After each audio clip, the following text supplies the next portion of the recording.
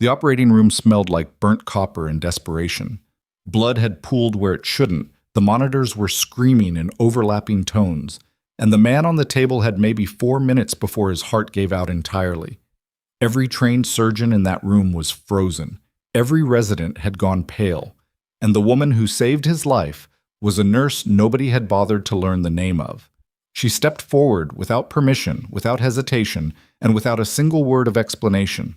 Her hands moved with a precision that didn't belong to someone who spent her shifts transporting gurneys and restocking supply carts. She found the source. She stopped the bleed. She pulled a dying man back from the edge with nothing but instinct and a skill set nobody in that hospital knew she had. 37 minutes later, she was escorted out of Harlow General Medical Center like a criminal. If you're watching this right now, do me a favor. Hit follow so you don't miss what happens next, because this story goes places nobody saw coming. Drop a like and leave a comment telling me what city you're watching from. I want to see exactly how far this story travels. The first thing you noticed about Emily Cross, if you bothered to notice her at all, was that she never complained. She had been a night shift nurse at Harlow General for 11 months. 11 months of 12-hour shifts, of being talked over in hallways, of carrying out orders she sometimes knew were wrong without saying so above a murmur. She was 28 years old, brown-haired, unremarkable in the way that the hospital had decided she should be unremarkable. She wore the same dark blue scrubs every shift. She kept her ID clipped to her chest pocket. She smiled when she needed to and went quiet when it was smarter. Harlow General sat on the eastern edge of Mill Haven, Georgia, a mid-sized city that liked to call itself a regional medical hub, which mostly meant it had one serious trauma center and a lot of pride about it. The hospital itself was a 12-story glass and concrete building with a helipad on the roof and a reputation in the surrounding counties as the place you went when things were genuinely bad. That reputation meant the surgical floors stayed busy and the staff stayed exhausted. And an exhausted staff was one that didn't look too hard at the quiet woman on nights who did her job and kept her head down. Emily's immediate supervisor was a floor manager named Patricia Odom, who was efficient and fair and not unkind, but who also had 43 nurses under her and no particular reason to give Emily Cross more attention than anyone else. The attending surgeons Emily worked alongside most often were a rotating cast of confident men and one fiercely overworked woman named Dr. Sandra Vale, who at least acknowledged Emily's existence when passing in the corridor. And then there was Dr. Marcus Holt. Dr. Holt was chief of surgery at Harlow General, 44 years old, with the kind of CV that got framed and hung in offices. Johns Hopkins for medical school, a fellowship at Mayo, a published research paper on minimally invasive vascular procedures that had been cited enough times that he mentioned it in conversation without apparent awareness of how often he did it. He was tall, well-dressed, even in scrubs, and possessed of the particular brand of certainty that forms in people who have been told they are exceptional for long enough that it calcifies into something immovable. He was not cruel in an obvious way. He didn't yell. He didn't throw instruments, which some surgeons did and got away with because the culture permitted it. What Dr. Holt did was subtler, and in some ways worse. He simply processed certain people as non-existent. A tech who pointed out an instrument count discrepancy. A resident who questioned a drug dosage. A nurse who suggested quietly in a pre-op review that the imaging showed something worth a second look. Emily had made that mistake twice in her first 3 months. After the second time, she'd understood the rule and stopped making it. She was not a woman who surrendered easily, but she was a woman who understood terrain. On the night of March 9th, she came in for her shift at 7 p.m., clocked in, checked the board, and learned she'd been assigned to the surgical floor. She picked up her patient assignment list from the nurses' station. 3 post-op recoveries, 1 pre-op prep, and a general monitoring rotation, and started her rounds. The floor was quiet in the way surgical floors got quiet after 8 p.m., a specific kind of held breath stillness where everything was either stable or had already become a crisis somewhere else. At 9:17, the trauma bay erupted. She heard it before she saw it. The radio chatter cutting through the hallway, a paramedic's voice giving vitals in that flat, controlled cadence that meant things were bad, and everyone was working hard not to sound like they knew how bad. Emily was coming around the corner from room 12 when the gurney came through the double doors moving fast. The man on it was named Dale Pruitt, 51 years old, a construction foreman who had been struck by a swinging load at a job site. A steel I-beam that had caught him across the left side of his torso when a crane cable snapped. His hard hat had saved his skull. Nothing had saved his abdomen. The trauma team was already around him. Emily moved to the edge of the doorway and watched the primary assessment. Not because she was assigned to trauma that night, but because the noise had pulled her there, and something in how the paramedic had recited his blood pressure made the back of her neck go cold. 84/50. Heart rate 118. Pale, diaphoretic, abdomen rigid. She looked at the portable ultrasound image one of the residents had just pulled up on the portable screen. Free fluid in Morrison's pouch. A lot of it. OR2 is prepping, someone called from the nurse's station. Emily stepped back to let the team pass. She had no business in trauma. She went back to her rounds. At 10:40, she was charting at the nurse's station when Patricia Odom appeared at her shoulder. Carter, Patricia said. She had a habit of calling junior staff by whatever name surfaced first, and she'd called Emily Carter twice before, and been corrected twice and kept doing it. I need you to assist in OR2. Gutierrez called out. You're the available scrub. Emily looked up from the chart. Who's the attending? Holt. She held Patricia's gaze for 1 second longer than was strictly necessary. I'll head over. OR2 was already cold and bright when Emily pushed through the scrub room doors. The patient, Dale Pruitt, was being positioned on the table. The anesthesiologist, a compact man named Dr. Yusuf Tanaka, was adjusting his drip lines with the efficient calm of someone who'd been doing this for 20 years. 2 residents stood at the instrument table, a third-year named Briggs, who was solid, and a second-year named Kemp, who tended to go pale under pressure, and knew it. Dr. Holt came through the door 30 seconds later, already gloved, and his eyes moved over the room in the quick inventory of a man confirming his environment. They passed over Emily without stopping. Let's move, he said. The incision went in at 10:52. Emily's job was to monitor, to pass instruments, to maintain the sterile field, and to track the patient's vitals on the secondary display visible from her position near the instrument table. She did all of these things. She also watched the surgical field.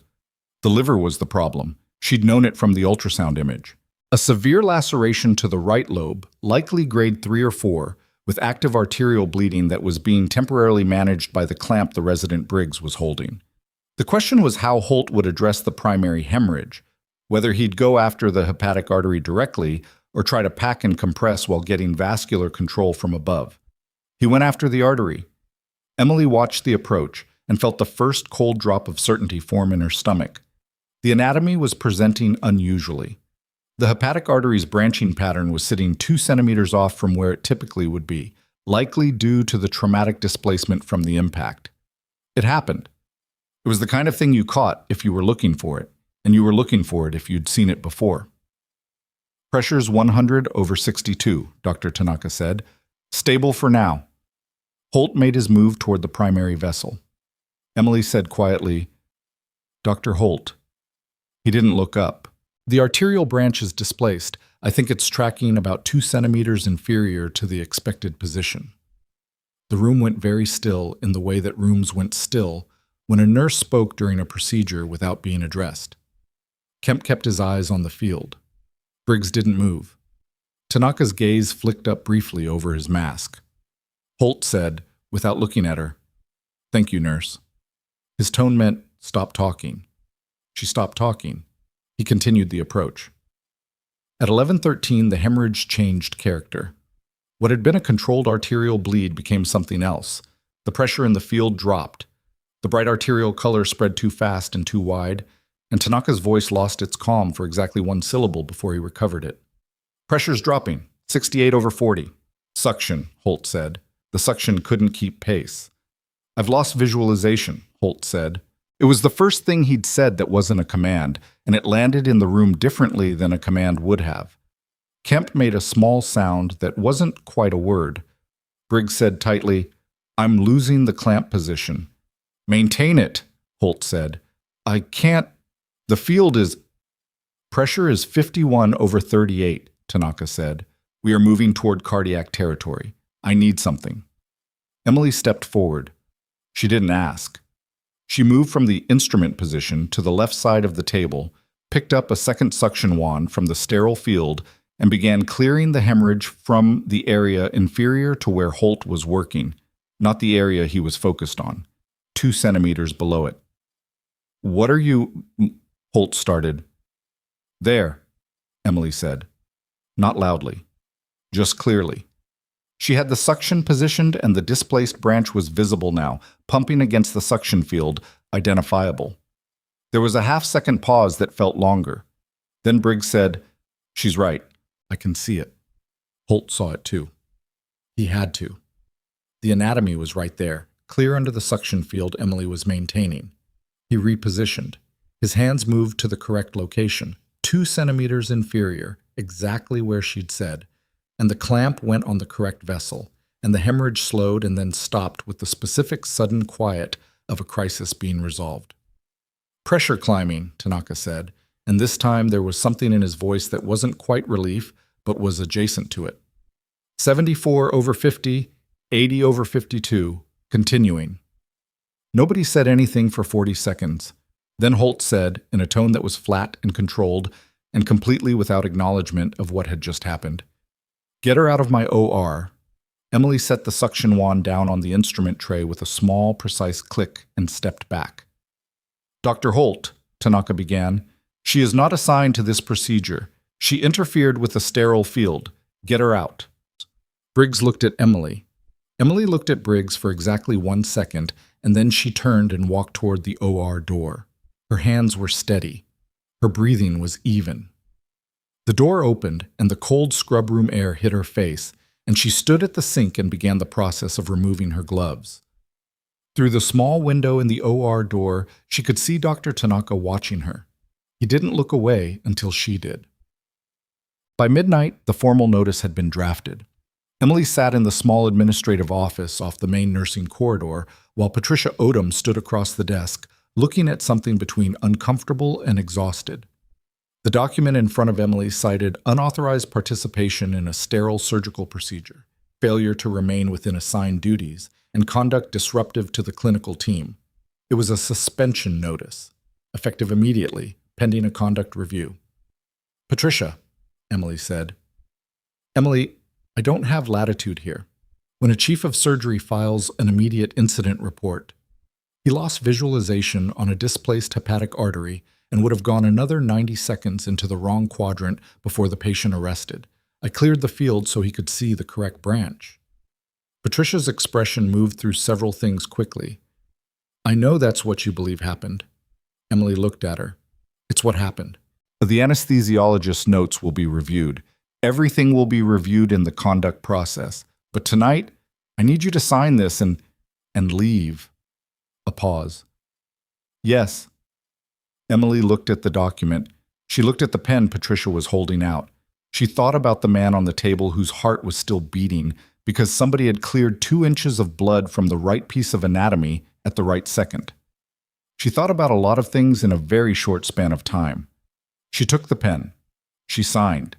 She picked up her bag from her locker, changed into her street clothes, and walked through the main lobby of Harlow General at 12:22 in the morning.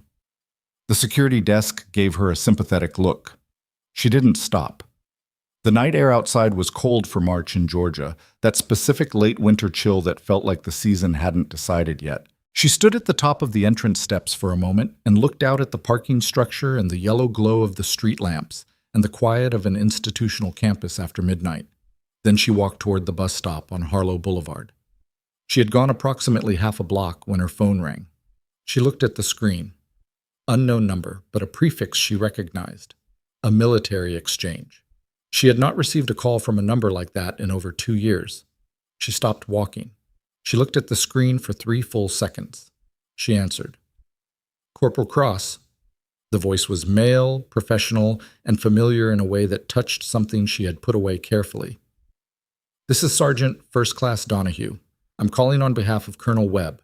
We understand you had an incident at your facility tonight." Emily stood on the sidewalk in the dark and said nothing for a moment. "How do you know about that?" she asked.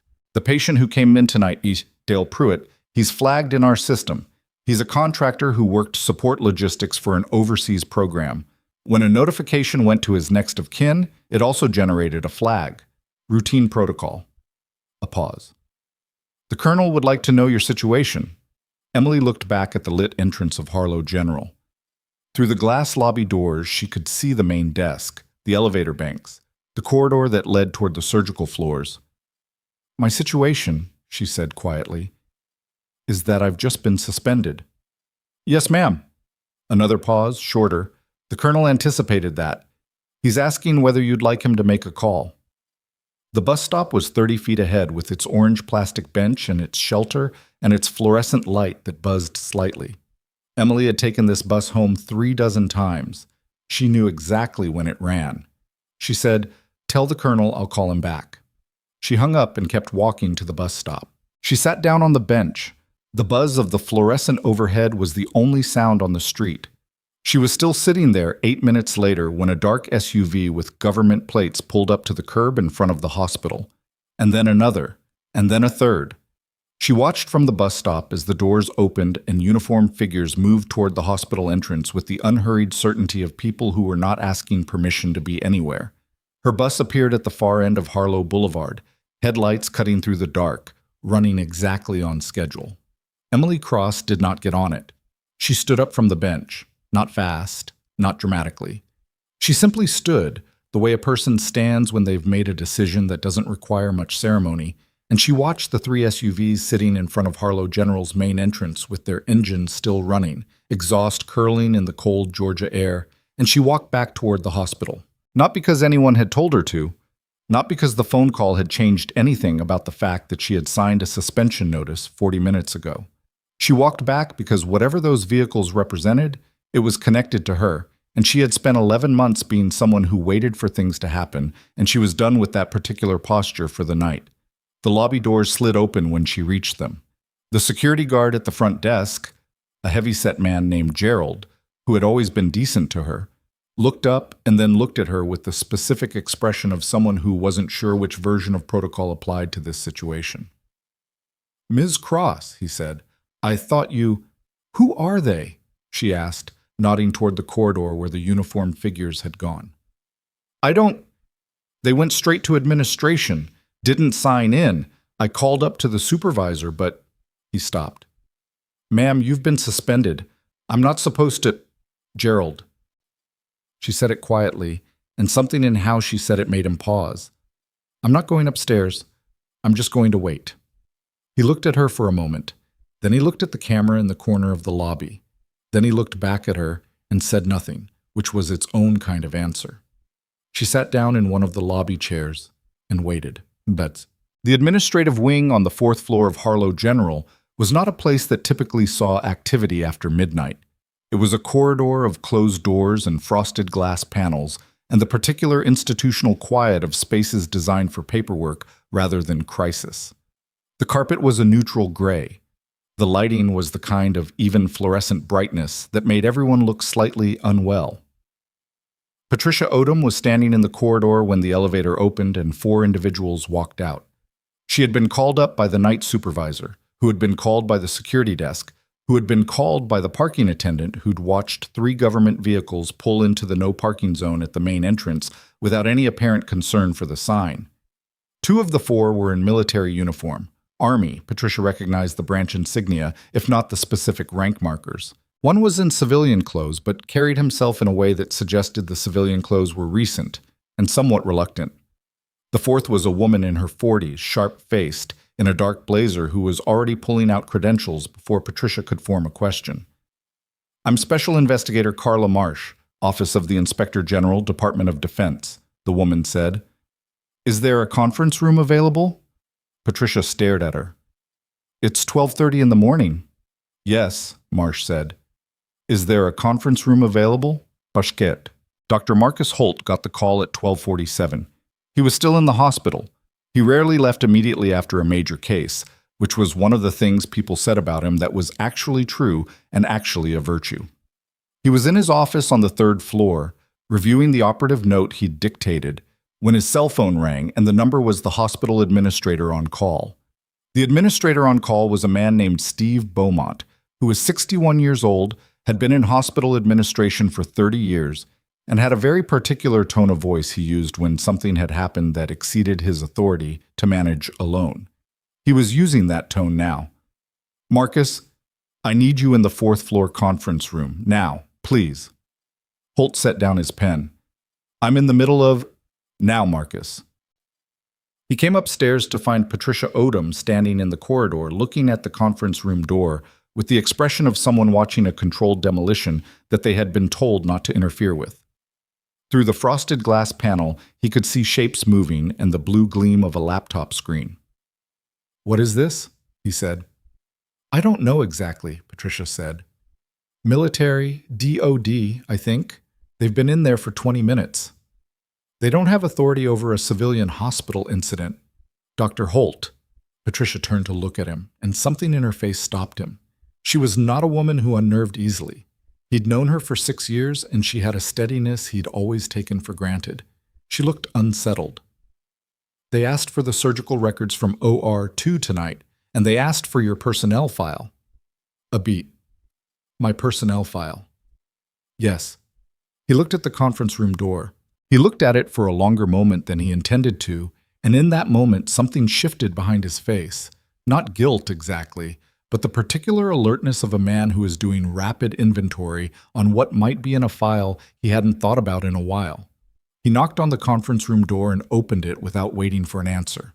The 4 people inside turned toward him. The woman in the blazer, Marsh, looked at him with the professional neutrality of someone who had been expecting him. "Dr. Holt," she said, "please come in. We have some questions about tonight's procedure and about your conduct history at this institution." He stepped inside. The door closed behind him. Otikachad. Emily had been in the lobby for 41 minutes when the elevator opened, and one of the uniformed men walked out. He was a staff sergeant. She could read the rank now that he was closer, and he was young, mid-20s, with the kind of posture that came from genuine training rather than self-consciousness. He walked to the security desk, said something to Gerald, and Gerald pointed toward the chairs. The sergeant walked over to Emily. "Miss Cross," he said, "Colonel Webb would like to speak with you. He's on a call right now, but he asked me to bring you upstairs when you're ready." Emily looked at him. How did he know I was still here? The sergeant almost smiled. "The colonel tends to know things." She followed him to the elevator. They rode up in silence. On the 4th floor, he led her past the nurses' station and down the administrative corridor, which was considerably less quiet than it had been 4 hours ago. Patricia Odom was standing outside the main conference room talking in a low voice to Steve Beaumont. Both of them saw Emily and went through separate versions of the same surprised pause.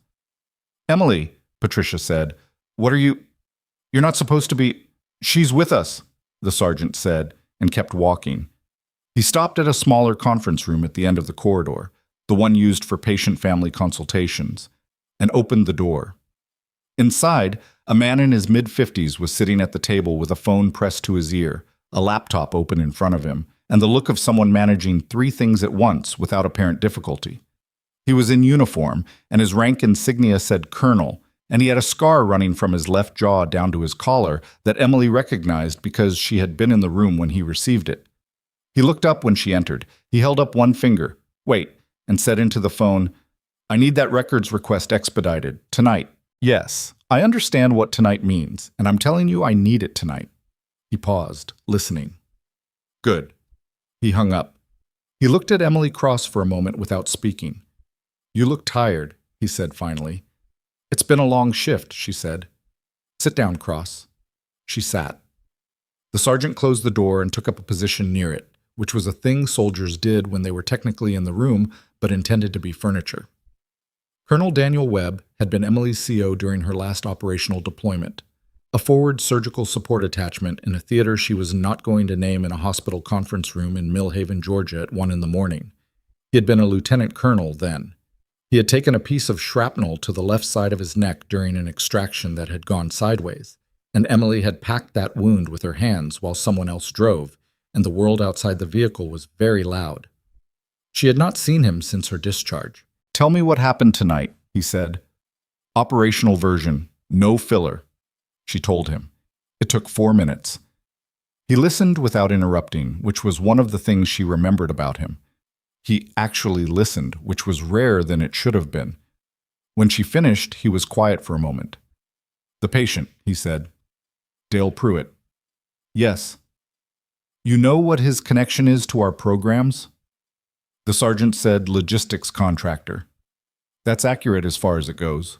Webb turned the laptop slightly and she could see a file on the screen, but not the details. "He supported a forward supply operation that we ran out of 2 locations. Good man. His family has a security clearance consideration pending." He paused. "When his trauma alert went into the system, it flagged. I was notified." He looked at her directly. "And then I was notified that you were involved, and then that you'd been suspended. In that order." Emily said nothing. "How long have you been here?" Webb asked. "At this hospital." 11 months? Under your own name?" "Yes. I wasn't hiding." She paused. "I just wasn't advertising." He nodded slowly. "Your service record," he said, "is somewhat unusual, Cross, even for the people who know about it." "I know what my service record is." "Then you know that when the DoD gets interested in a situation involving someone with your background, it's not a brief interest." He leaned back slightly. "Marsh's team is in with your chief of surgery right now. They've pulled the OR records, the incident report, and they've made a formal request for his personnel jacket." Emily went still. "Why his personnel jacket?" Webb looked at her steadily. "Because you're not the first nurse he's done this to." The room was quiet for a moment. Outside, through the thin conference room wall, she could hear the low murmur of Patricia and Beaumont still talking in the corridor, and somewhere farther away the elevator chime. "There are 2 prior incidents in his file," Webb said. "One from 14 months ago, one from 6 months before that. Both involved nursing staff who reported being dismissed or removed during procedures after raising safety concerns. Both were documented as conduct violations by the nurses. Both nurses subsequently left the hospital." Emily thought about that. She thought about a woman whose name she didn't know, standing in an administrative office at some point in the past, being handed a document and a pen. "Were either of them right?" she asked. "The nurses." The first incident involved a medication calculation discrepancy that was later caught during a pharmacy audit. The discrepancy matched what the nurse had flagged. He picked up his coffee cup, found it empty, set it back down. The second, that one's still being reviewed.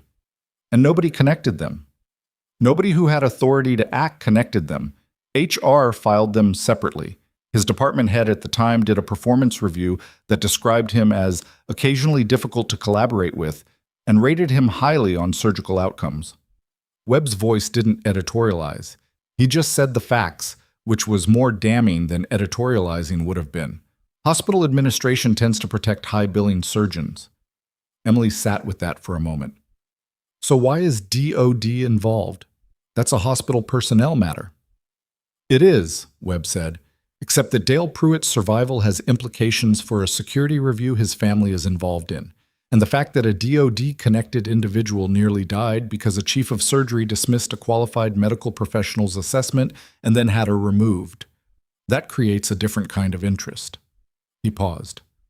"Also, frankly, Cross, Marsh is thorough. She's been looking for a way to formalize what was clearly a pattern. Tonight gave her the trigger." Emily looked at the table for a moment. She was not naive about institutions. She had worked inside enough of them to know that they moved on their own logic, that sometimes the right thing happened for reasons adjacent to justice rather than because of it. She was not going to feel clean about any of this until it was over, and it wasn't over. "What do you need from me?" she asked. "Your statement? Detailed, formal, witnessed. Tonight, while it's fresh and before anyone has the opportunity to advise you otherwise. I already signed the suspension notice. That's a hospital document. It has no bearing on what you tell Marsh." He looked at her. "You've signed things before, Cross, that turned out not to mean what someone wanted them to mean." She looked back at him. "Is there anything in your account that you want to reconsider before you give it?" he asked. Not pointedly, just the question. "No," she said. "Then I'll have the sergeant take you to Marsh's room." Dr. Marcus Holt was not, by any measure, an easy man to corner. He had been in high-pressure situations before, peer reviews, malpractice discussions. a department restructuring 3 years ago that had required considerable political maneuvering. He was practiced at the specific skill of appearing cooperative while giving away nothing that mattered. For the first 20 minutes of his conversation with Marsh, he did this well. He acknowledged the incident in OR2. He characterized Emily's intervention as disruptive, unauthorized, and contrary to sterile protocol. He used the language of patient safety carefully. It was what he always did, weaponize the vocabulary of the thing he was nominally protecting.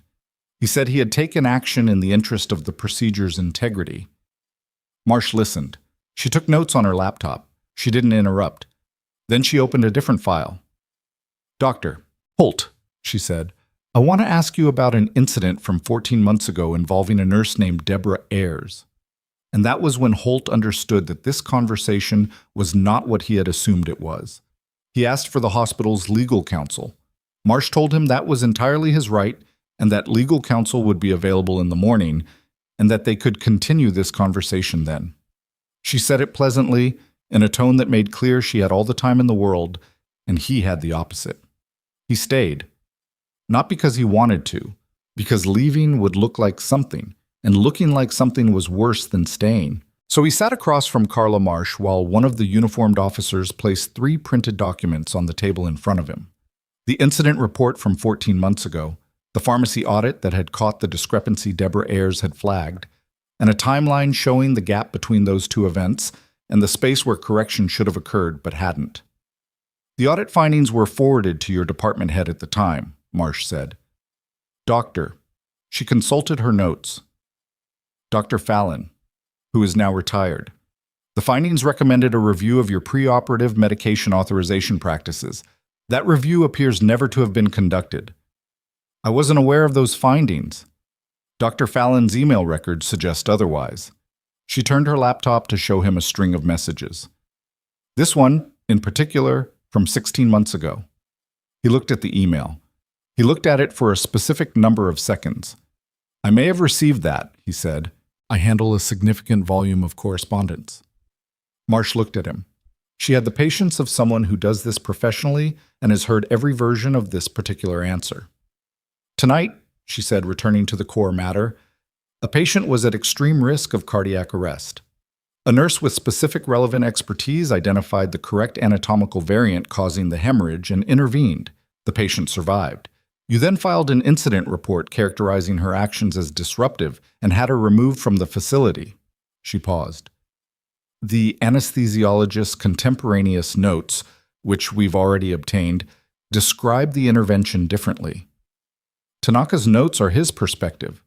Nurse Cross identified the displaced hepatic branch, cleared the surgical field, and directed the attending to the correct vessel," Marsh read, without emphasis.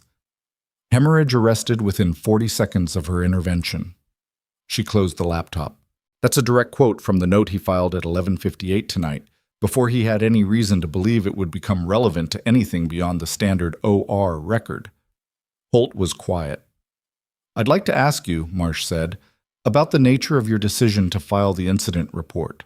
Quote, Emily gave her statement to one of Marsh's assistants, a young woman named Torres, who typed with the speed of someone trained to keep pace with people talking under stress. Emily talked for 38 minutes. She was precise about times, about what she observed, about what she said, and what was said to her. She used clinical language where it was accurate and plain language everywhere else. She did not editorialize. She did not say that Holt was wrong or negligent or any of the words that would make her statement sound like a grievance rather than a record. She just described what happened. When she was done, Torres read it back to her in chunks, and Emily corrected 2 minor points, a timeline discrepancy and a quote she wanted worded more exactly, and then signed it.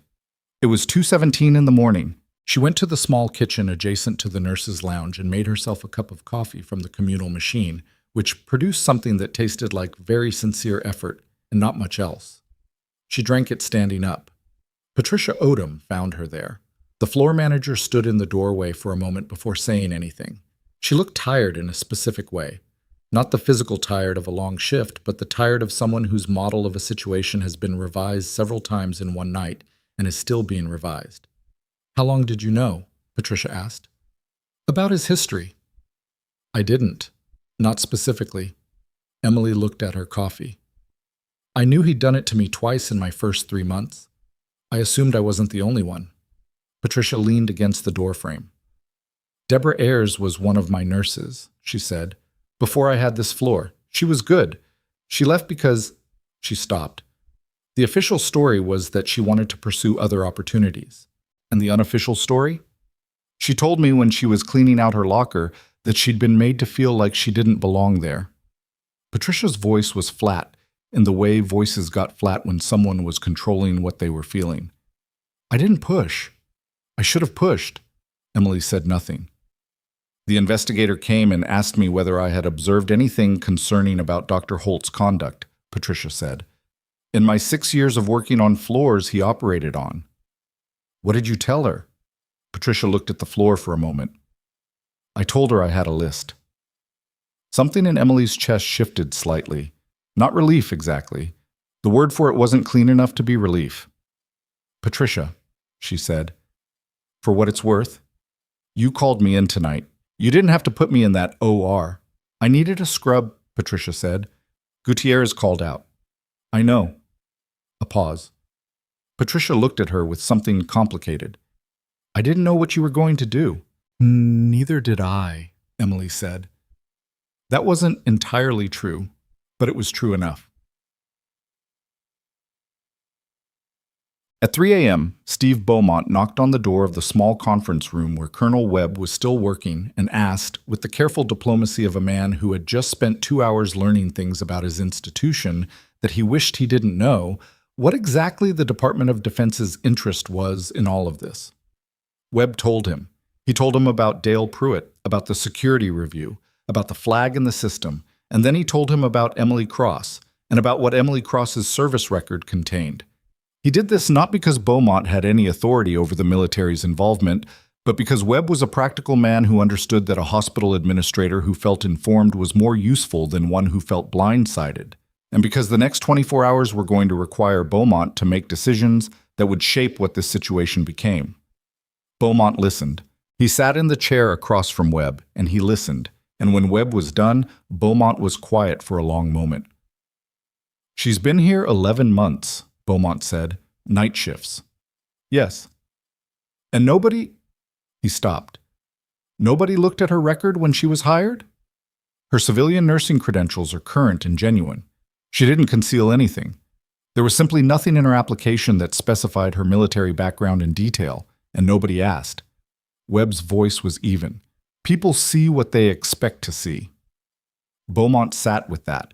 It was the kind of statement that, once heard, applied itself retroactively to a lot of things a person had been comfortable not questioning. What happens next? Beaumont asked. That depends on several things, Webb said, some of which are in your hands. Whoops.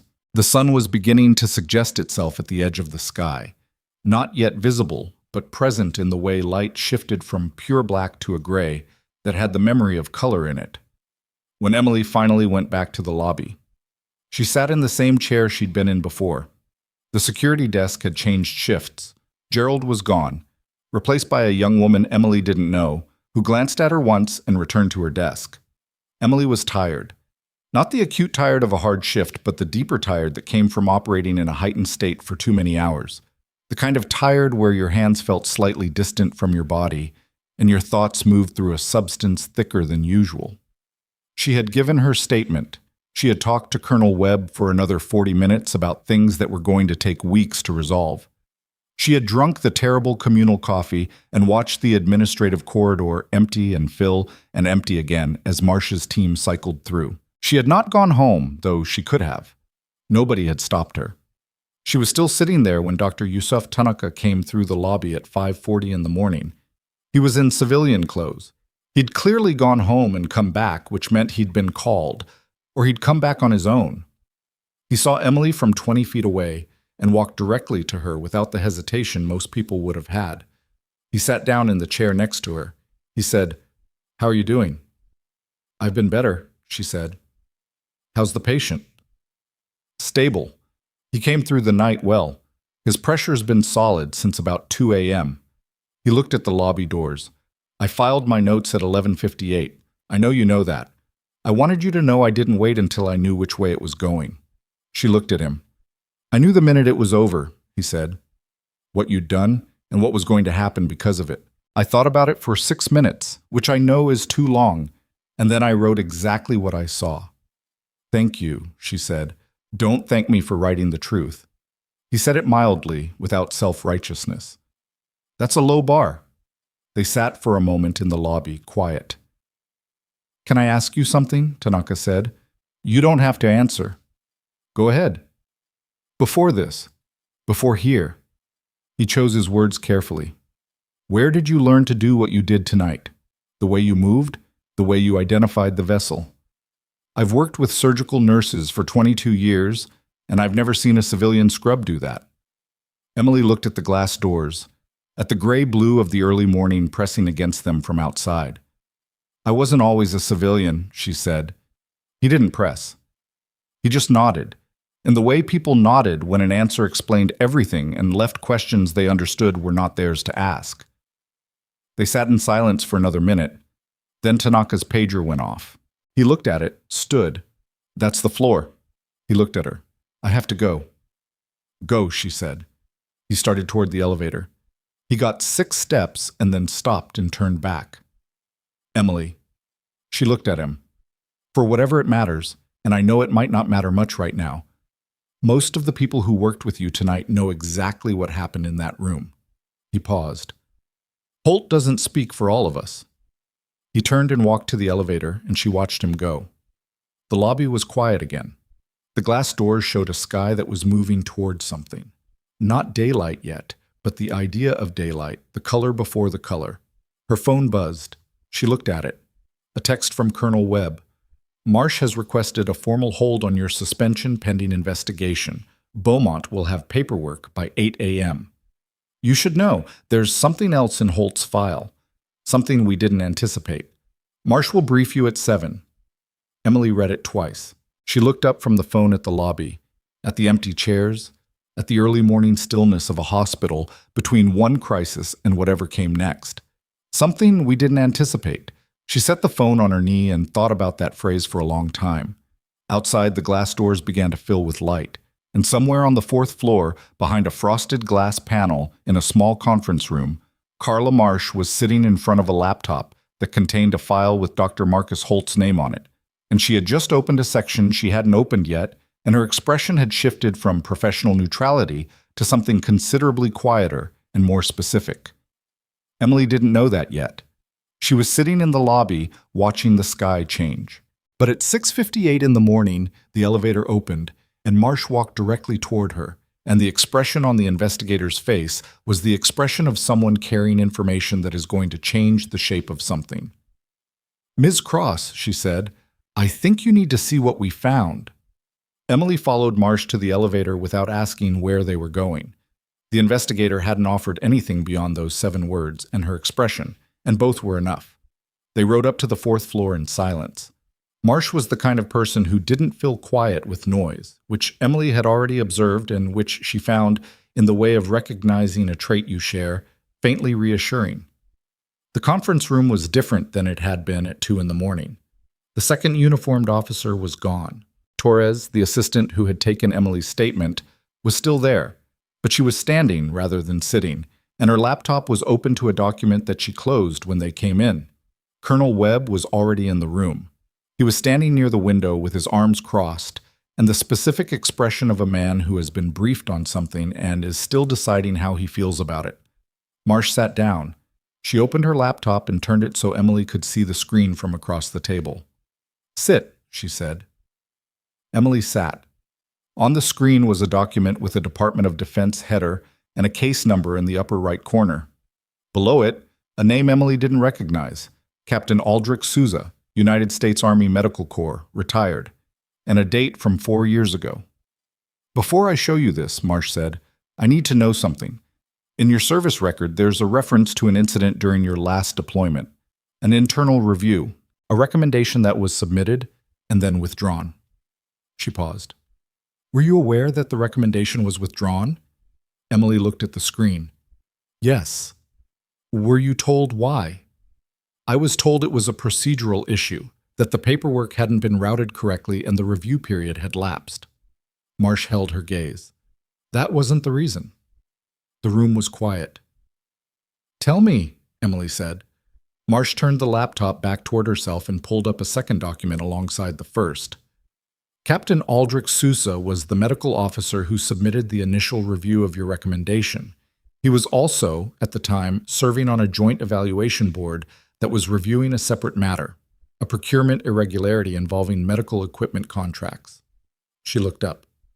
Sousa's participation in that board created a conflict of interest that was never disclosed. When it came to light, everything connected to his case file was flagged for secondary review. Your recommendation was in that file. It got caught in the freeze. Emily said nothing. She was looking at the case number on the screen. The freeze lasted 14 months, Marsh said. By the time it was resolved administratively, you had already separated from service. There was no mechanism to find me, Emily said. The contact information in your file was a base address that had been deactivated. The follow-up correspondence went nowhere. Marsh's voice wasn't apologetic. It was just precise. You weren't notified because the system that should have notified you wasn't functioning. Webb spoke from the window. I didn't know about this until 2 hours ago. Emily looked at him. I knew the recommendation existed, he said. I signed it. I didn't know it had been pulled, and I didn't know why. I assumed it had been processed. He uncrossed his arms. It wasn't.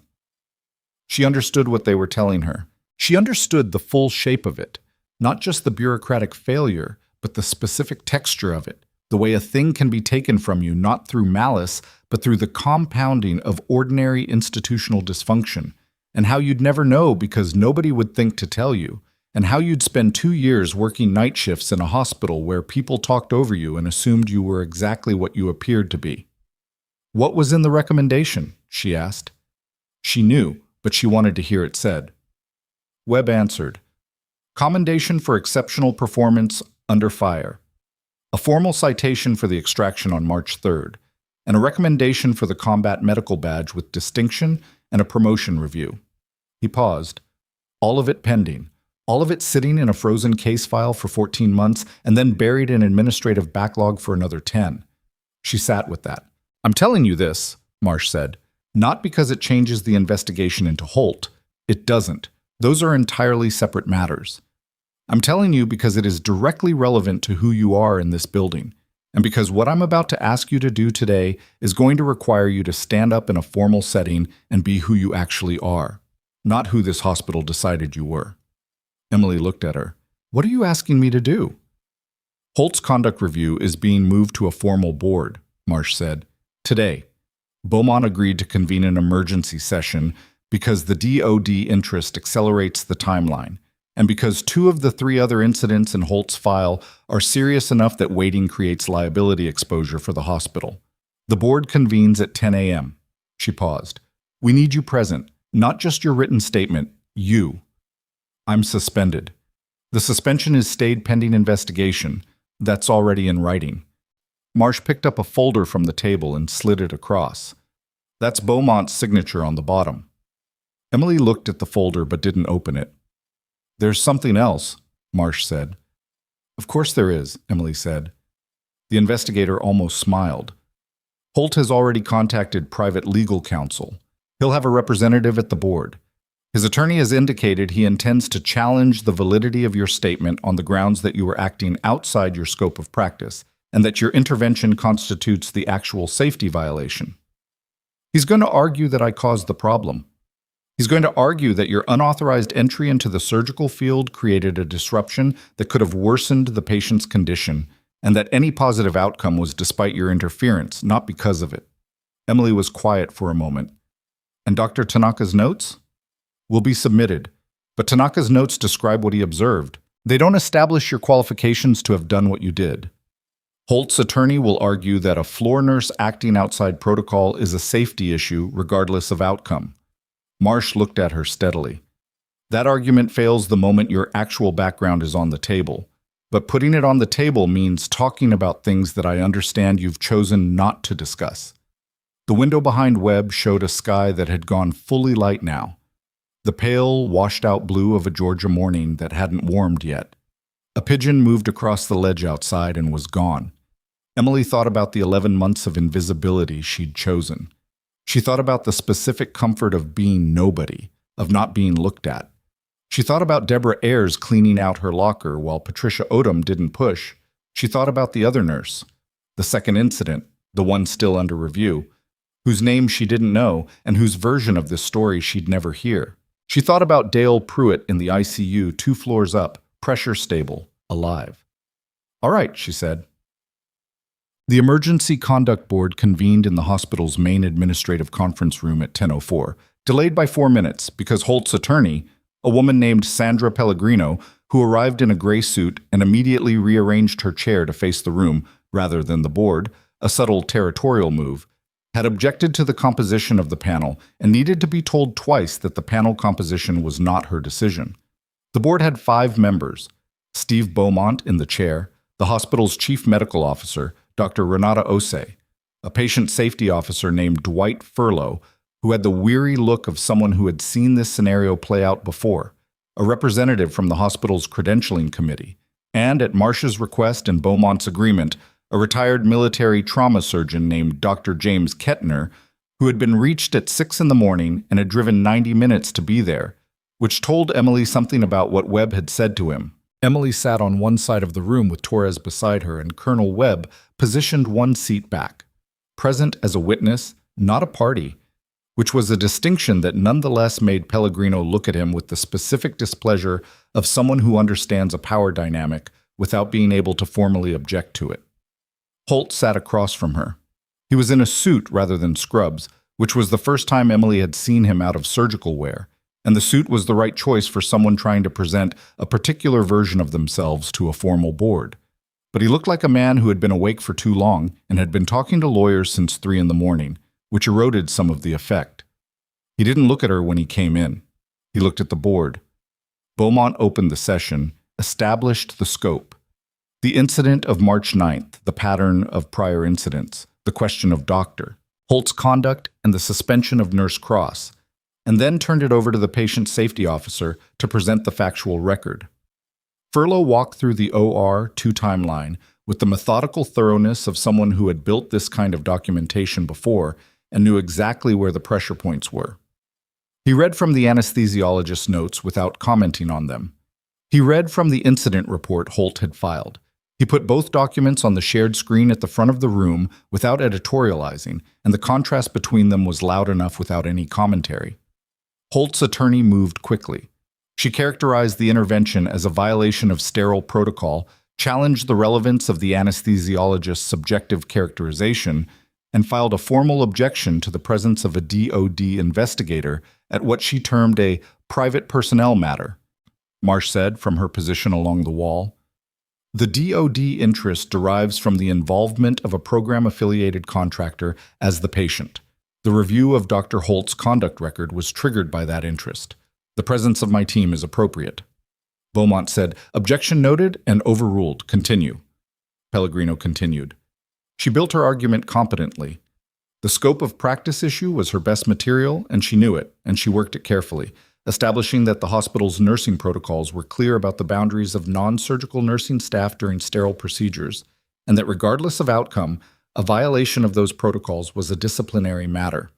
She was building toward the conclusion that Emily was the source of the safety problem, not Holt, and she was doing it in a way that would have been more effective if the board didn't already have access to what Marsh had put in front of them that morning. Then Dr. Osei, the chief medical officer, said, "I'd like to hear from Nurse Cross." Pellegrino started to object. Beaumont held up his hand. Emily stood. She had not prepared remarks. She had decided after the 7 a.m. meeting that prepared remarks would make her sound like she was performing, and she wasn't interested in performing. She stood, and she looked at the board, and she said, "I'd like to start with the anatomy." She walked them through it. Not in the language of deference, not in the soft register she'd learned to use in 11 months of being a nobody on the night shift. She spoke in the clinical, precise language she'd been trained to use in environments where imprecision had direct physical consequences. She described the hepatic artery's displacement, the reason it was displaced, what the ultrasound had shown when Pruitt came in, why the approach Holt had taken would have reached the wrong vessel, and what would have happened within the next 60 to 90 seconds if the correct vessel hadn't been identified. The board listened. Dr. Kettner, the retired trauma surgeon, leaned forward about 45 seconds into her description and stayed leaning forward. She said, "I knew what I was looking at because I have seen that specific presentation before. I have seen it in conditions considerably less controlled than OR2. Pellegrino said, "And on what basis?" "I'm not finished," Emily said. The room was quiet. She continued. She told them about her service. Not in full, not in detail that wasn't hers to share publicly, but enough. The attachment, the years, the kind of environment where she had practiced, the volume and severity of the cases. She said it plainly. She wasn't asking them to be impressed. She was establishing fact. When she finished, the room held a particular silence. Kettner said, "How many abdominal traumas would you say you managed operationally?" "Significant volume," she said. "I don't have an exact number." "Ballpark." "Across 4 deployments over 6 years. More than most civilian surgical residents will see in a full residency." Kettner looked at the board. He didn't say anything. He didn't need to. Pellegrino said, "Regardless of Ms. Cross's background, the protocol, Dr. Osei said, and her voice had an edge that had not been there before, exists to protect patients. It is not a mechanism for removing qualified individuals from emergencies in order to protect an attending's authority." She looked at Pellegrino. "That distinction matters." Holt's jaw tightened. It was the first visible crack. The break came at noon. They had been in session for 2 hours, and Furlow had introduced the 2 prior incidents with the documentation Marsh had provided, and Pellegrino had been working harder and harder to maintain the frame she'd come in with, and the frame was visibly warping under the weight of what was being put against it. During the break, Emily stood in the corridor outside the conference room and drank water from a paper cup and tried to feel her feet, which was a thing she did when she'd been operating in a heightened state for too long, focused on the sensation of the floor under her shoes as a way of anchoring herself to the physical present instead of the spinning calculation of what was happening and what was going to happen next. Torres appeared beside her. "You okay?" "Yeah." "You were good in there." "I don't know what I was," Emily said. "I just said what happened." Torres nodded. She had the discretion not to push past that.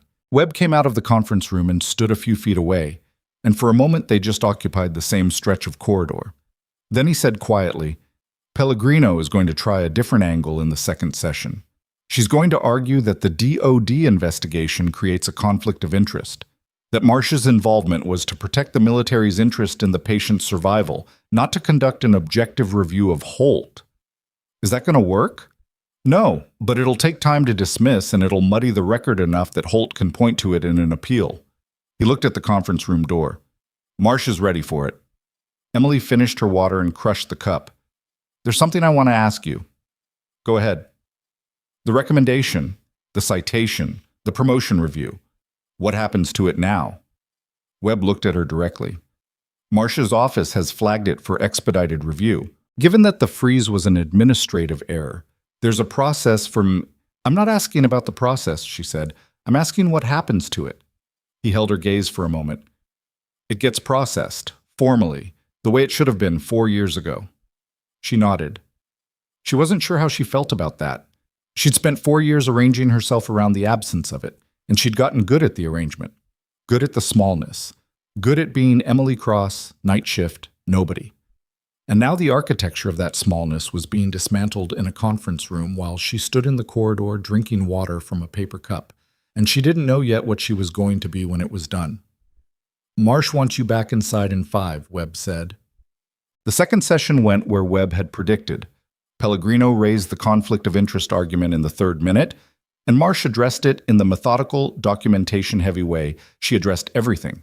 And Beaumont spent 11 minutes deliberating with the board before ruling that the investigation's validity was not in question. But that wasn't where the session broke. It broke 20 minutes in when Dwight Furlow, the patient safety officer, placed a new document on the shared screen. It was a complaint form, filed internally through the hospital's patient safety reporting system 18 months ago. The complainant was listed as anonymous, but the incident number cross-referenced an event in OR4, a different surgery, a different patient, a different date. The complaint described a surgeon who had overridden a scrub nurse's objection about instrument count, closed the patient, and resulted in a retained surgical instrument that was discovered 9 days later when the patient returned with infection and pain. The retained instrument, a small retractor, had required a second surgery to remove. Holt's attorney went very still. Furlow said, "This complaint was filed through the anonymous reporting system and was not attributed to a specific physician. It was categorized as a team communication failure and closed without physician-specific review." He looked at the board. In the course of the current investigation, the incident number was matched to the OR4 log from that date. The primary surgeon on that case. "I'm going to object to the introduction of," Pellegrino started. "Was Dr. Marcus Holt," Furlow finished. The room went very quiet. Holt said, "That case involved a multi-person team failure. The scrub nurse raised the instrument count discrepancy before closure," Furlow said. "The OR log shows the closure proceeded. The patient's records show the readmission 9 days later and the retrieval surgery."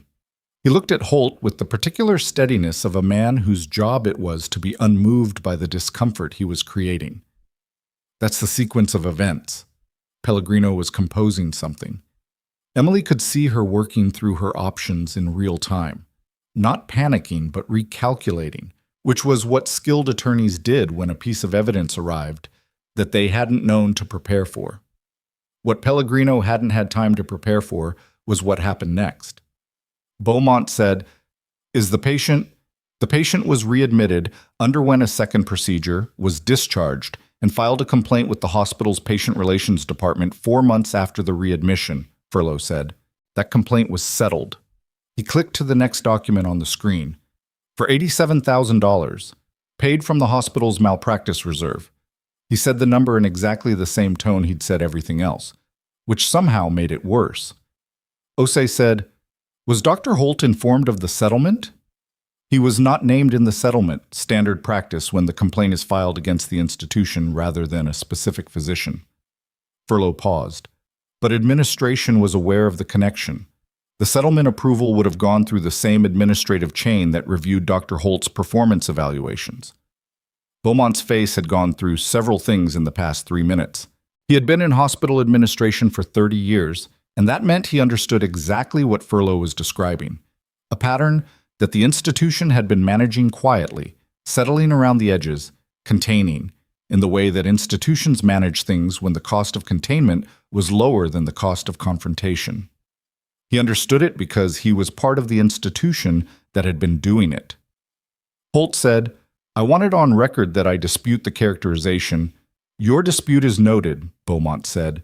His voice was different now, flatter, the voice of a man arriving at a conclusion he was not glad to be arriving at.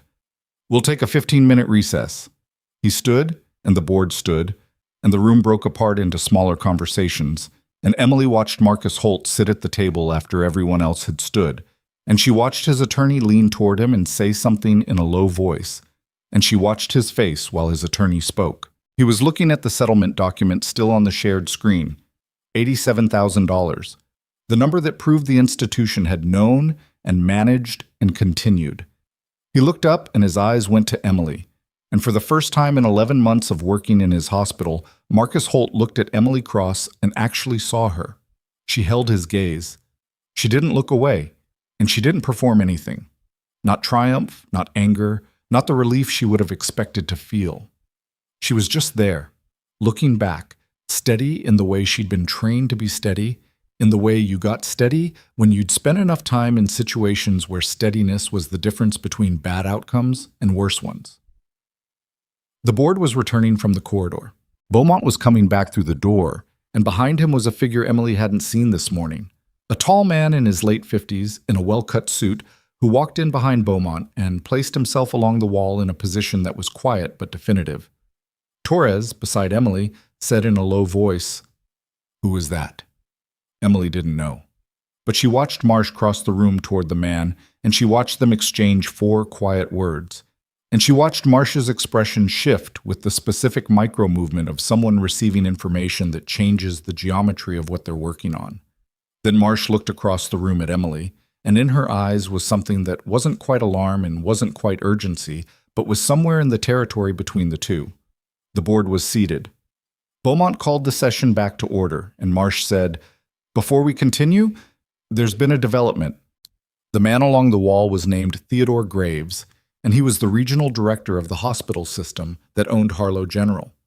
Emily learned this in the 10 seconds it took Beaumont to stand and introduce him, in the careful tone of someone who has just been informed that his supervisor's supervisor has entered the building. Graves had not been invited to the board session. He had driven from the regional office in Atlanta, a 2-hour drive, arriving at 9:40 before the session began, and had apparently spent the intervening time in Beaumont's office being briefed on the situation. The fact that he had waited until now to enter the room was itself information. Graves said, "Please continue. I'm here to observe." He said it pleasantly, in the voice of a man who understood that "I'm here to observe" was the most powerful thing he could say, because it meant everything that followed would be performed for an audience with consequences attached. Beaumont sat back down. He looked briefly like a man recalibrating the entire morning. Marsh said, "The development I need to share involves new documentation received within the last 30 minutes. She picked up a folder from the table. It had appeared there during the recess. Emily hadn't seen Torres bring it, but it was there. "This is a formal complaint filed with the Georgia Composite Medical Board 14 months ago, filed by a physician, not a patient, a former resident at this institution." She set the folder on the table, facing the board. "The complaint names Dr. Holt and describes a pattern of conduct the resident observed over a 14-month period, specifically the systematic dismissal of concerns raised by nursing staff during procedures, 2 instances of continued surgical action after an instrument count discrepancy, and 1 incident in which the resident themselves raised a concern about patient positioning and was told to, quote, keep their mouth shut and observe." Pellegrino said, "That complaint was closed without action," Marsh said. "Yes, because the resident withdrew it 3 weeks after filing." She paused. "I spoke to that resident this morning. He's now a 2nd-year attending at a hospital in North Carolina. He withdrew the complaint because Dr. Holt's department head at the time, Dr. Fallon, who is now retired, contacted him directly and suggested that proceeding would create difficulties for his board certification review, which was pending." She let that land. "He withdrew the complaint. He has since provided a sworn statement that the withdrawal was coerced. That statement is in the folder." The boardroom went through the particular silence of people doing rapid reassessment. Not shock. Most of them were too experienced for shock, but the specific recalibration of people who are realizing that the thing in front of them is larger than the shape they'd assigned it. Holt said, "I had no part in any conversation with—" "We're not alleging you did," Marsh said. "Dr. Fallon's conduct is a separate matter, and he is no longer practicing. What's relevant here is that a complaint was filed, and that complaint contained specific observations that, taken alongside the other documented incidents, establish a pattern with a longer timeline than the board was previously aware of." Dr. Osei was looking at the folder. She hadn't opened it yet, but she was looking at it the way people looked at things they already knew were going to change their position. "How long?" Beaumont asked. "The earliest documented incident we can connect to Dr. Holt's conduct pattern," Marsh said, "is 6 years ago. The retention incident with the instrument, that's 4 years ago. Ayers, 14 months. The incident with the resident's complaint, running parallel to Ayers." She looked at Graves along the wall. 6 years of a pattern that was documented in fragments, settled around the edges, or suppressed before it could be aggregated. Graves's expression hadn't changed. He was watching Holt. Hooked. Marcus Holt had, in the course of his career, been in difficult rooms. Board reviews, peer assessments, the mandatory post-incident reviews that followed any significant surgical complication. He had sat in those rooms and been skillful, and the skill had always been enough because the rooms had always had limits. A defined scope, a specific incident, a boundary around what was being examined. This room had no limits anymore.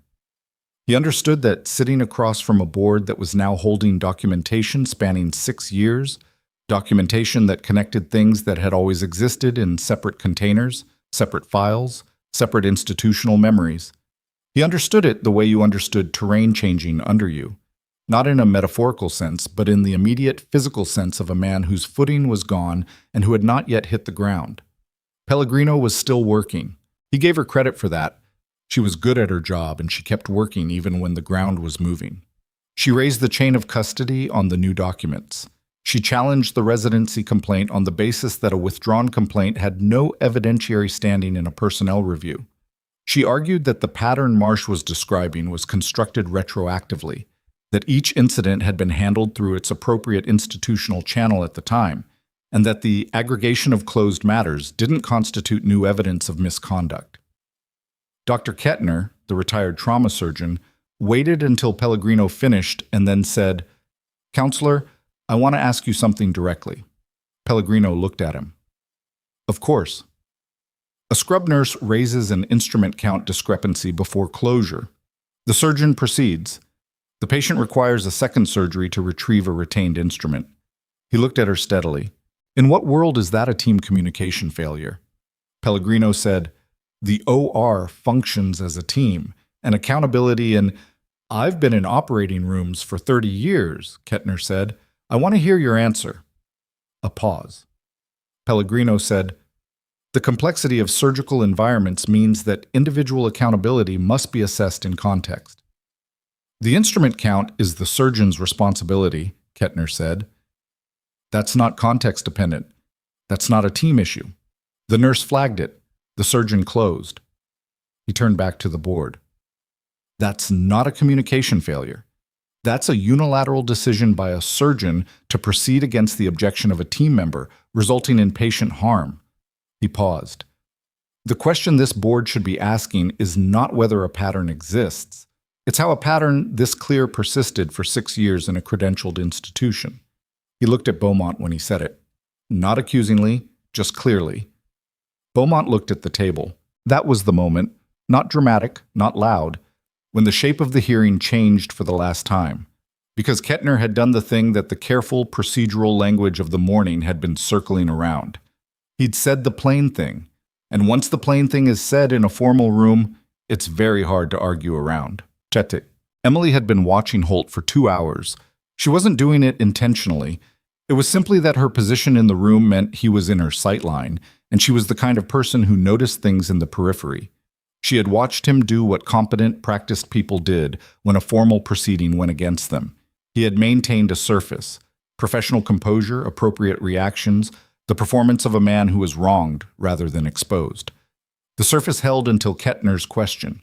She watched it go, not crack, not shatter, but go, the way attention leaves a thing when the thing finally gives way. His shoulders didn't drop. His face didn't change in any obvious way. But something behind his eyes shifted, and what replaced it was not the alertness of a man fighting, but the flatter, heavier look of a man who has run the calculation and found the outcome. Pellegrino put her hand on his arm briefly, a gesture he didn't respond to, and leaned toward him and said something in a very low voice. Whatever she said, he shook his head once, a small movement. Then he said, "I'd like to address the board directly." Pellegrino said, "Marcus, directly," he said again. Beaumont said, "Dr. Holt, your counsel has advised. I understand my counsel's position." He looked at Beaumont. "I'd like to speak." Beaumont looked at Pellegrino, who set her pen down with the specific, deliberate care of an attorney formally removing herself from responsibility for what was about to happen. Holt looked at the board. He didn't look at Emily. "I've operated on this staff for 9 years," he said. "In that time, I've performed over 3,000 procedures. The outcomes record in my file is, the board has seen it. I'm not going to talk about the outcomes record because I think it's become irrelevant to this conversation, which tells you something about how this morning has gone." He paused. "I want to say that the retention incident, the instrument." He stopped, started again. "I knew about the nurse's flag. I made the call to close. I have spent 4 years telling myself that was a judgment call in a complex situation and not—" He stopped again. The room was very still. "I'm not going to finish that sentence," he said, "in a way that works in my favor. Because I don't think it does. He looked at O.C. I'm requesting a voluntary suspension of my surgical privileges pending the full review. Pellegrino closed her eyes briefly. That's a formal request, Holt said. I'd like it documented. Beaumont said, after a moment, it will be. The silence that followed wasn't triumphant. It was the silence of a room full of people sitting with the weight of something that should have happened a long time ago and hadn't. Chit. The board went into closed session at 12:58. Emily waited in the corridor. Webb was with her and Torres, and at one point Patricia Odom came down from the nursing floor and stood with them, not saying much. Patricia had given her own statement to Marcia's team the previous night. The list she'd mentioned in the kitchen. Specific dates, specific observations, things she'd filed away over 6 years of working on floors where Holt operated. She hadn't been called into the board session, but the documentation had been there. She stood in the corridor with her arms crossed and said, after a while, he asked me once, 3 years ago, to write a statement supporting his performance review. Unsolicited. He just came to my office and asked. She looked at the conference room door. I wrote it. I said he was technically excellent, which was true, and I said he had high standards for his team, which was also true. I didn't say what kind of standards or what they cost. Emily said, you couldn't have known then how it connected. I knew something, Patricia said. I didn't look at it straight. She uncrossed her arms.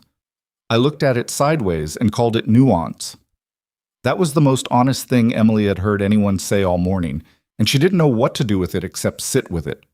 Graves appeared from Beaumont's office at 1:15 and walked past them toward the conference room without speaking. He knocked, was admitted. 15 minutes later, Beaumont came out of the conference room and said, Ms. Cross, can you come in? The board had 5 things to tell her, and Beaumont delivered them in the careful, formal language of a man who was simultaneously performing institutional accountability and managing his own exposure. First, her suspension was formally rescinded, effective immediately, with a finding that the suspension had been improperly issued on the basis of inaccurate characterization of her conduct. Second, the Conduct Board was recommending a formal investigation of Dr. Holt's surgical record spanning the previous 6 years, to be conducted by an independent patient safety organization retained by the hospital system. During the investigation, his voluntary suspension of privileges would be maintained. Third, the board was recommending a review of the hospital's anonymous reporting processes, specifically the mechanism by which the retention complaint had been reclassified from a physician accountability matter to a team communication matter. Fourth, the board was recommending that Harlow General's administration formally acknowledge the settlement involving the retained instrument and initiate contact with the affected patient's representatives to determine whether the resolution had been adequate. Fifth, Graves, speaking for the hospital system, offered Emily Cross a formal apology. He used the word apology specifically, which Beaumont had not looked entirely comfortable with, but Graves said it clearly and without qualification and looked at her when he said it. She sat across the table and listened to all 5 things, and when Beaumont finished, she said, "Thank you." She meant it, not effusively.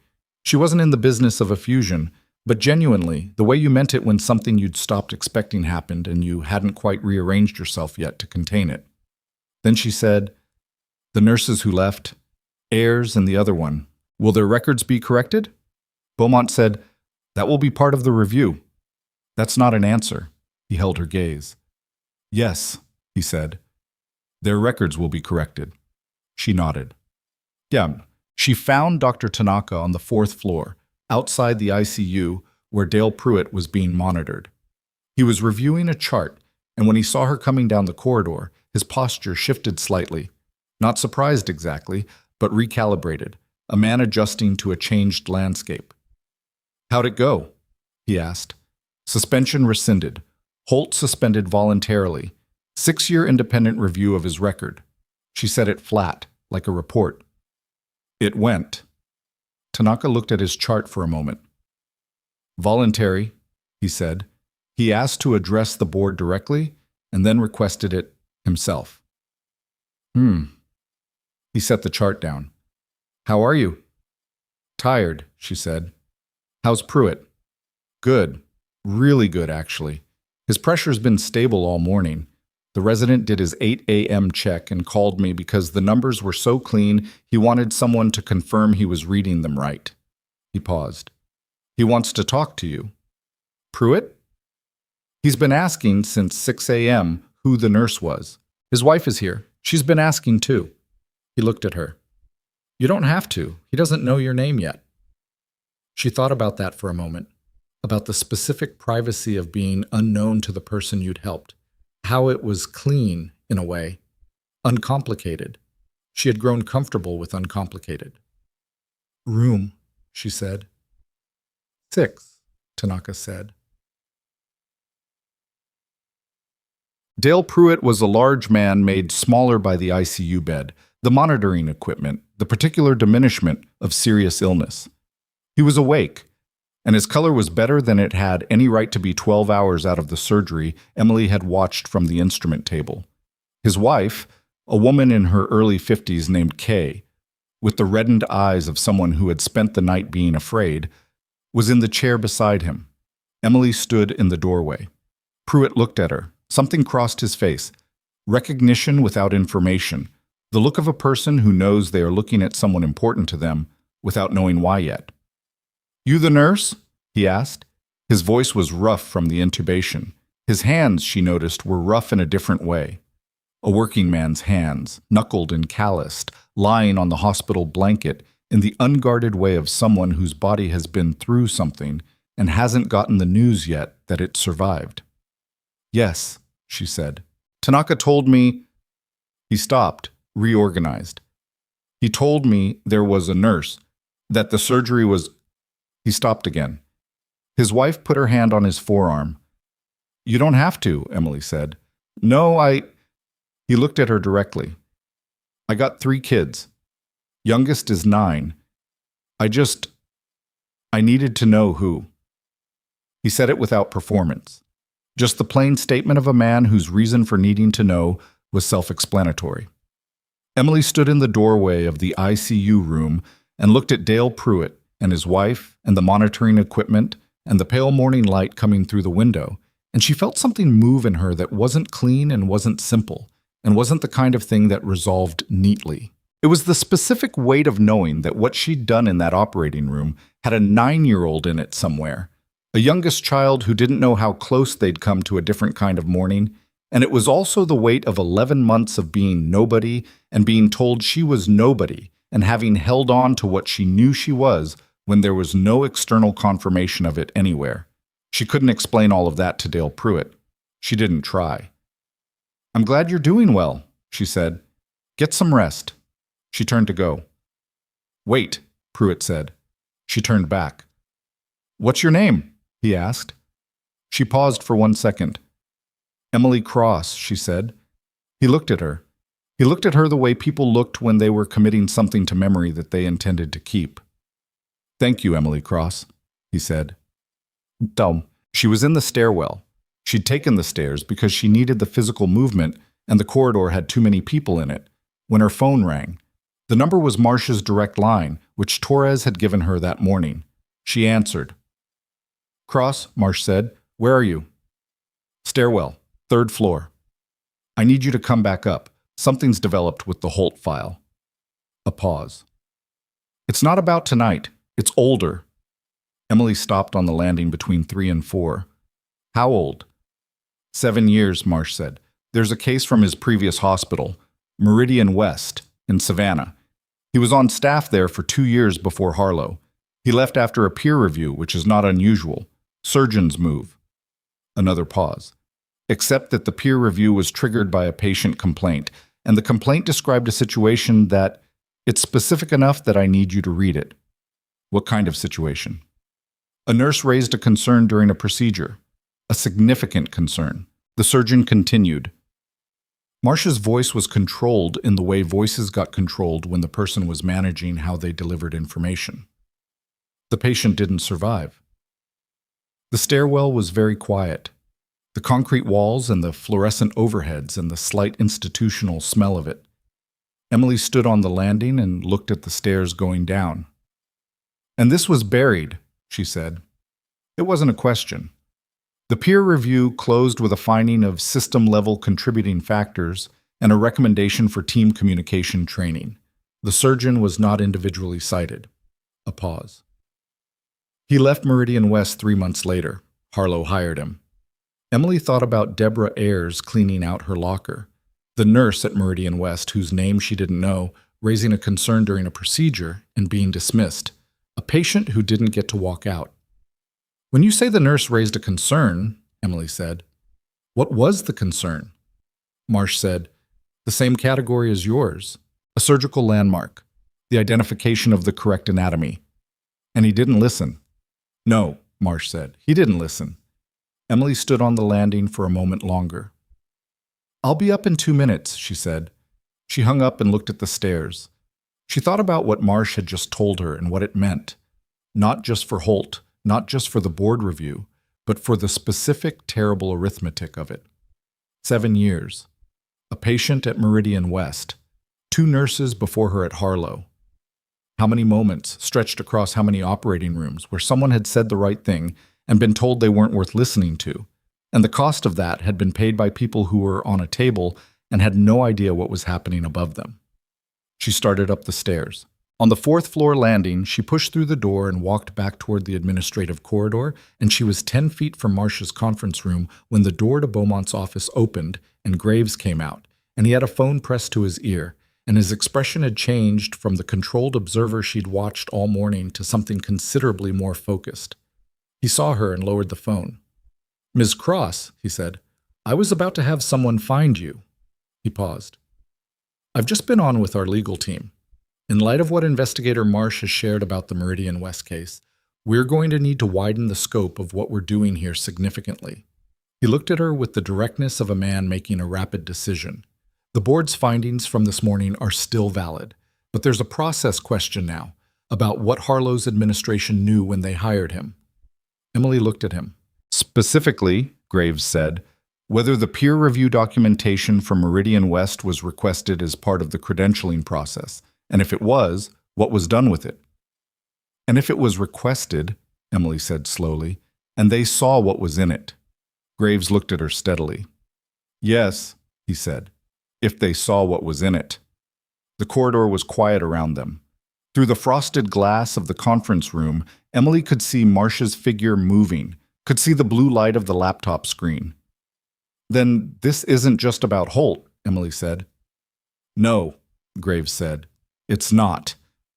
He put the phone back to his ear and walked away, and Emily stood in the corridor outside the conference room holding that understanding, the thing that had just shifted beneath the already shifted ground. And somewhere in the building, in a closed office, Steve Beaumont was sitting with the knowledge that the question of what administration had known was now the question at the center of everything. And Steve Beaumont had signed off on Holt's credentialing file. She didn't go into the conference room right away. She stood in the corridor for a moment after Graves walked away, phone to ear, and she let herself feel the full weight of what he'd just said.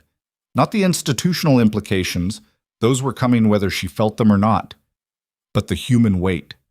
The specific terrible arithmetic of a hiring decision made 7 years ago when someone at Harlow General had received a peer review file from Meridian West and made a choice about what to do with it.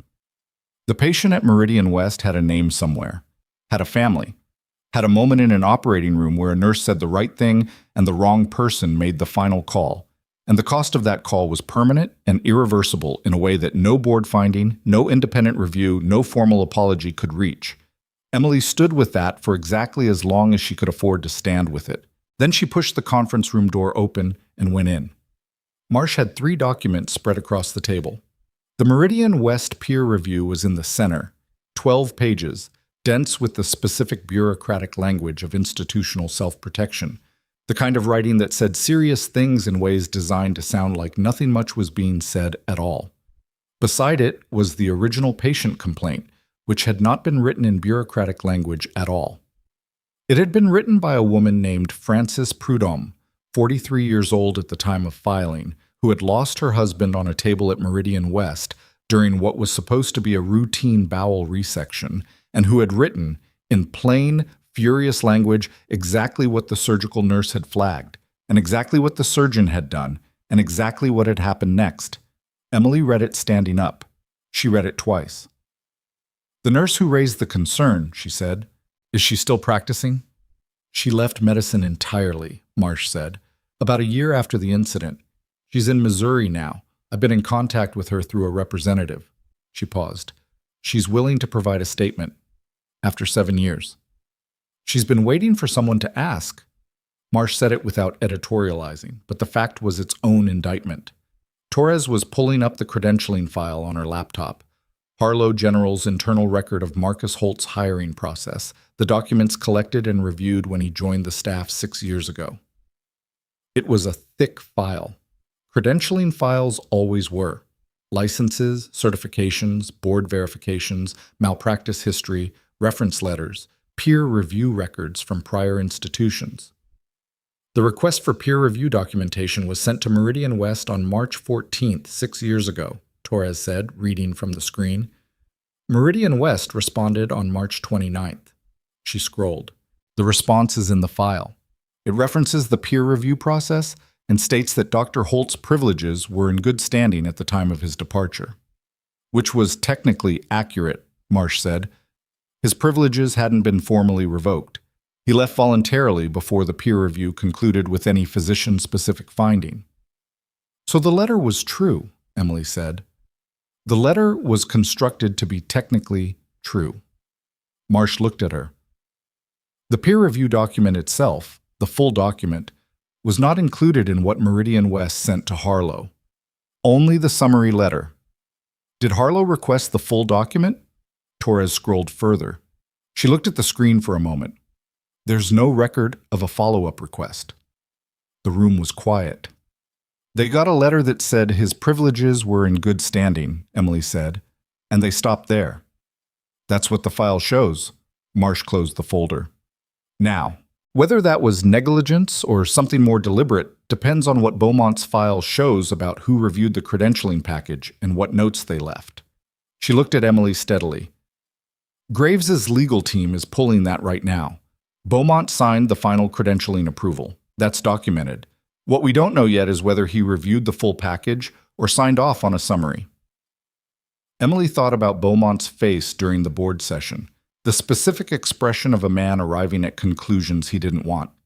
She thought about whether that expression was the expression of someone learning things for the first time or someone watching things he had known become visible to others. She honestly didn't know. That was the hardest part. Not knowing which kind of failure it was, because the two kinds required entirely different responses, and only one of them deserved the latitude she was inclined to give. I need to ask you something, she said to Marsh. Directly. Go ahead. What happens now, like the widened investigation, the credentialing review, Beaumont, how long does this take? And what happens to the staff here while it takes that long? Marsh looked at her.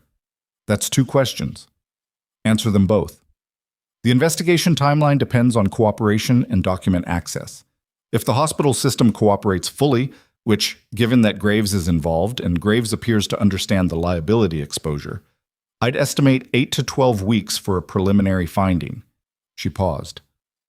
During that period, Holt's surgical suspension is maintained. The board's findings stand. Your employment status is restored. She looked at the table for a moment. As for the staff, the honest answer is that it's disruptive. These things are always disruptive. People who worked with Holt for years are going to have to reckon with what they observed and what they didn't act on, and that's not a comfortable process. Patricia Odom, Emily said. She's a witness, not a subject. Her documentation was extensive and credible. She'll be interviewed. Marsh looked at her. She's not in trouble, if that's what you're asking. It's part of what I'm asking. Marsh was quiet for a moment. The other part is that I need to know that this doesn't end with Holt suspended and Beaumont quietly retired and a 12-week report that gets summarized into 3 recommendations that sit in a file somewhere. She said it without heat. Just flatly, the way she said things that needed to be said clearly to be useful. I need to know that Frances Prudhomme gets something real, that the nurse in Missouri gets her name in something that matters, that Ayers gets her record corrected in a way that actually affects her future, not just a notation in a closed file. Marsh looked at her for a long time. I can't guarantee outcomes I don't control, she said finally. What I can tell you is that this investigation now has a documented patient death potentially connected to the pattern. That changes the nature and weight of everything. The Georgia Medical Board will have mandatory reporting from my office within 48 hours. The hospital system faces liability exposure substantial enough that their legal team is not going to let this be managed quietly. She paused. And I will personally ensure that the recommendations include specific, named corrective actions for each of the individuals whose complaints were suppressed or dismissed. Not a general process review. Named individuals, named records, named remedies. Emily held her gaze. And Beaumont? That depends on what Graves's team finds in the next 48 hours. Marsh didn't soften it. If the credentialing failure was negligence, that's an administrative accountability matter. If it was deliberate, if someone at this institution saw what was in the Meridian West file and made a decision, that's a different category entirely. She said it and let it sit. Emily nodded once. She looked at the Prudhomme complaint on the table. The 12 pages, the plain, furious language of a woman who had lost something irreplaceable and had tried to make it mean something and had hit an institutional wall that absorbed the impact and closed around it. She thought about how Frances Prudhomme had never known, when she filed that complaint, that the surgeon had moved to another hospital 3 months later and continued. She thought about what it meant that she was sitting here now, 7 years later, holding the thing that should have stopped it. "What do you need from me today?" she asked. "A supplemental statement covering the Meridian West information and your interpretation of the clinical pattern." Marsh straightened the documents. "And then I need you to go home and sleep, because you've been awake for over 24 hours and you're no good to this process, exhausted." Emily almost laughed. It came out more like a breath. "I'll do the statement first," she said. She left Harlow General at 2:17 in the afternoon. She took the bus. The same route, the same stops, the same orange plastic bench at the Harlow Boulevard stop where she had sat the previous night and watched the SUVs pull up. In the daylight, the stop looked exactly as ordinary as it always did. A bench, a shelter, a buzzing fluorescent that was invisible in the afternoon sun.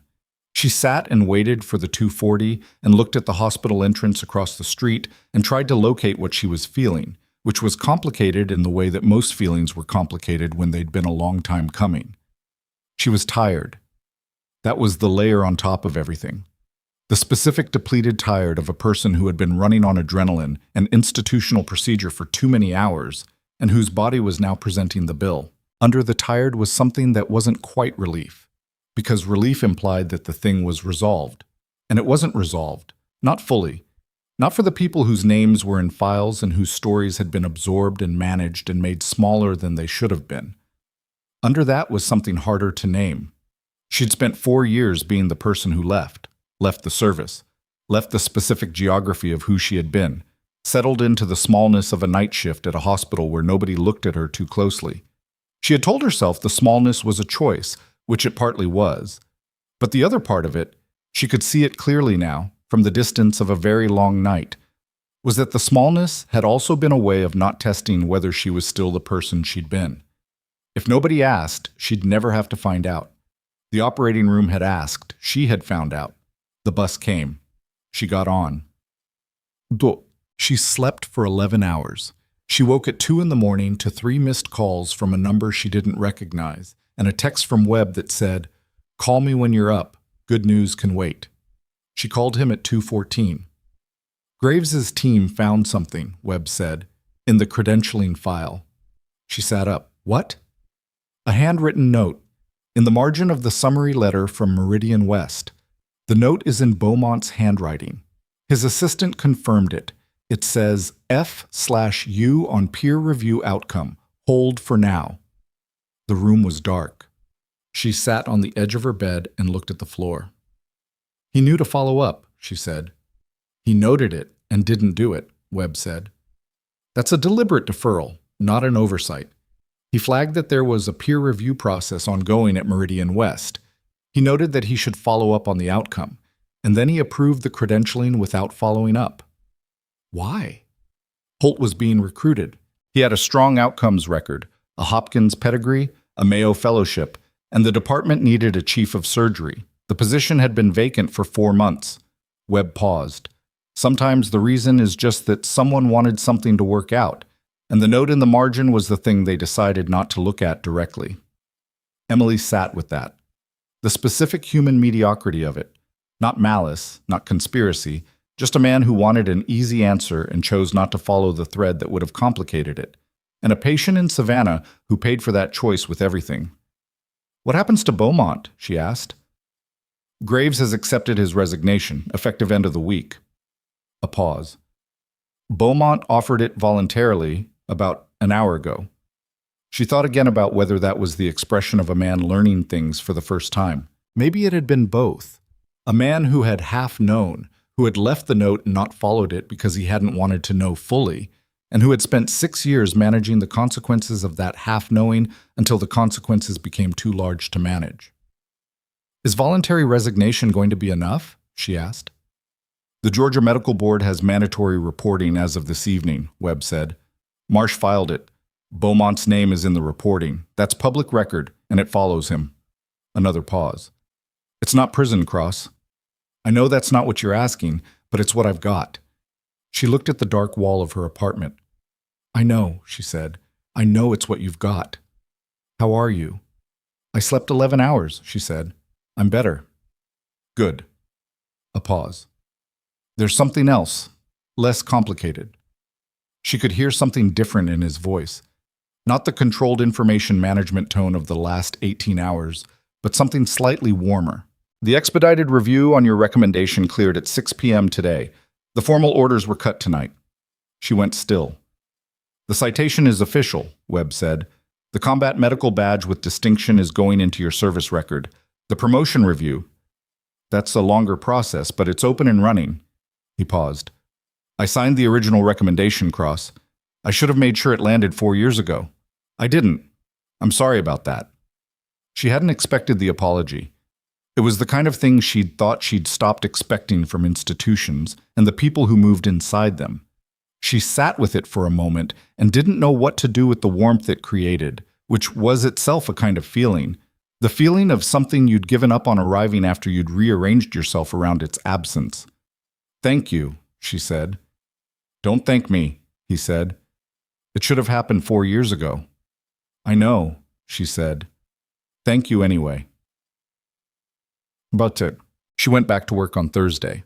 Patricia Odom met her at the nursing station at the start of the night shift with the expression of someone who had prepared several versions of what they wanted to say and wasn't sure which one was right. Emily helped her. "Don't," she said, not unkindly. "We're good." Patricia nodded once, with the relief of someone let off a hook they knew they'd put themselves on. The floor was quiet the way it usually was at 7 p.m., the transitional quiet of a shift change, and Emily moved through it the way she'd moved through it for 11 months. Same scrubs, same ID clipped to her chest pocket, same rounds, same charts, same familiar rhythm of a clinical floor at the start of a long night. Except that when she passed the nurse's station, Kemp, the second-year resident who had gone pale during the OR2 surgery, looked up from his charting and said, "Hey." He said it with the deliberate casualness of someone who had been thinking about saying something for 2 days and had decided this was the format. "Hey," she said. I should have said something," he said. "In the OR, when Holt told you to leave. I should have—" He stopped. "I didn't." She looked at him. He was young, 26, maybe 27, with the specific exhaustion of someone in the middle of a residency that was demanding more than he'd known to expect. He wasn't a bad person. He was a person who had been in a room where the social and professional cost of speaking up was immediate and visible, and the cost of staying quiet was abstract. "You wrote your case notes accurately," she said. "Yeah." He looked at his chart. That felt like a low bar. "It wasn't," she said. "Not in that room." He looked up at her. She didn't say anything else, just kept moving. She didn't have a tidy lesson for him. The tidy lessons were for people who hadn't been in the actual room, where everything was harder than it looked from the outside, and most of the choices were between inadequate options. What she had for him was the truth, which was that accuracy mattered and silence compounded, and next time, there was always a next time. He'd know a little more about which cost he could actually live with. She did her rounds, she checked her patients, she restocked a supply cart and updated 3 charts, and talked a post-op patient through a breathing exercise and stood at the window at the end of the corridor at 9 p.m. and watched the parking lot. Briggs found her there. The third-year resident who had held the clamp in OR2, who had said, "She's right, I can see it at the moment it mattered most," which had cost him something, and which she had not forgotten. He stood beside her at the window without introduction. "I heard about the board," he said. "About all of it." "Word travels," she said. "In a hospital?" He almost smiled. "Wildfire." He was quiet for a moment. He was difficult. I think most of us knew that, in the way you know something but normalize it because it's constant. He looked out at the parking lot. "I didn't know about the retention case, about Meridian West." He paused. "I don't know if I would have done anything differently if I had known." She looked at him. "That's an honest thing to say," she said. "I'm trying to figure out whether honesty makes it better or worse." "It doesn't make it better," she said. "But it's the only starting point that's worth anything." He nodded slowly. "Are you staying at Harlow?" She thought about it. She'd thought about it on the bus home and while she was falling asleep and at 2 a.m. on the phone with Webb. She hadn't arrived at certainty yet, but she'd arrived at something adjacent to it. "For now," she said. "Good," he said. He said it simply, without elaboration, and then he went back to his charts, and she stayed at the window for another minute, watching the ordinary activity of a hospital parking lot at 9 p.m. Cars coming and going, a family walking toward the entrance, someone smoking at the designated area near the edge of the lot with the specific, determined manner of a person who knows they shouldn't and is doing it anyway. Ordinary things. The ordinary operations of a place where extraordinary things happen to regular people on completely regular days. Dale Pruitt was moved out of the ICU on Friday morning. Emily heard about it from Tanaka, who appeared at the nurse's station at the end of her Thursday night shift with a coffee. The actual decent coffee from the machine in the physician's lounge, not the communal floor machine, which he set on the counter in front of her without comment. "He asked about you again," Tanaka said. "Yesterday afternoon. His wife's been asking too. I heard he's moving to a regular room. 642. He looked at her. "You did a good thing, Emily." She picked up the coffee. It was still hot. "I did the thing I knew how to do," she said. "That's different." He looked at her with the expression of someone who wanted to push back on that and had decided it wasn't the right moment. Maybe he was right that it wasn't the moment. She drank the coffee and thought that eventually she'd have to sit with the question of whether there was a meaningful difference between those two things, doing a good thing and doing the thing you knew how to do, or whether, at the end of the calculation, they just meant the same thing, and the distinction was a way of staying small. She hadn't worked it out yet. She was working on it. 3 weeks later, Carla Marsh filed her preliminary findings with the Georgia Medical Board. The document was 47 pages. Emily didn't read all of it. She wasn't a party to the process, and Marsh had called her to walk through the sections that were directly relevant. But she read the summary, and she read the section on affected individuals, and she read the list of specific recommended remedies. Deborah Ayers' employment record at Harlow General was to be formally amended, with the conduct notation removed, and a supplementary letter added to her file attesting that the original suspension had been improperly issued. The amendment was to be provided to any future employer who requested records from Harlow General.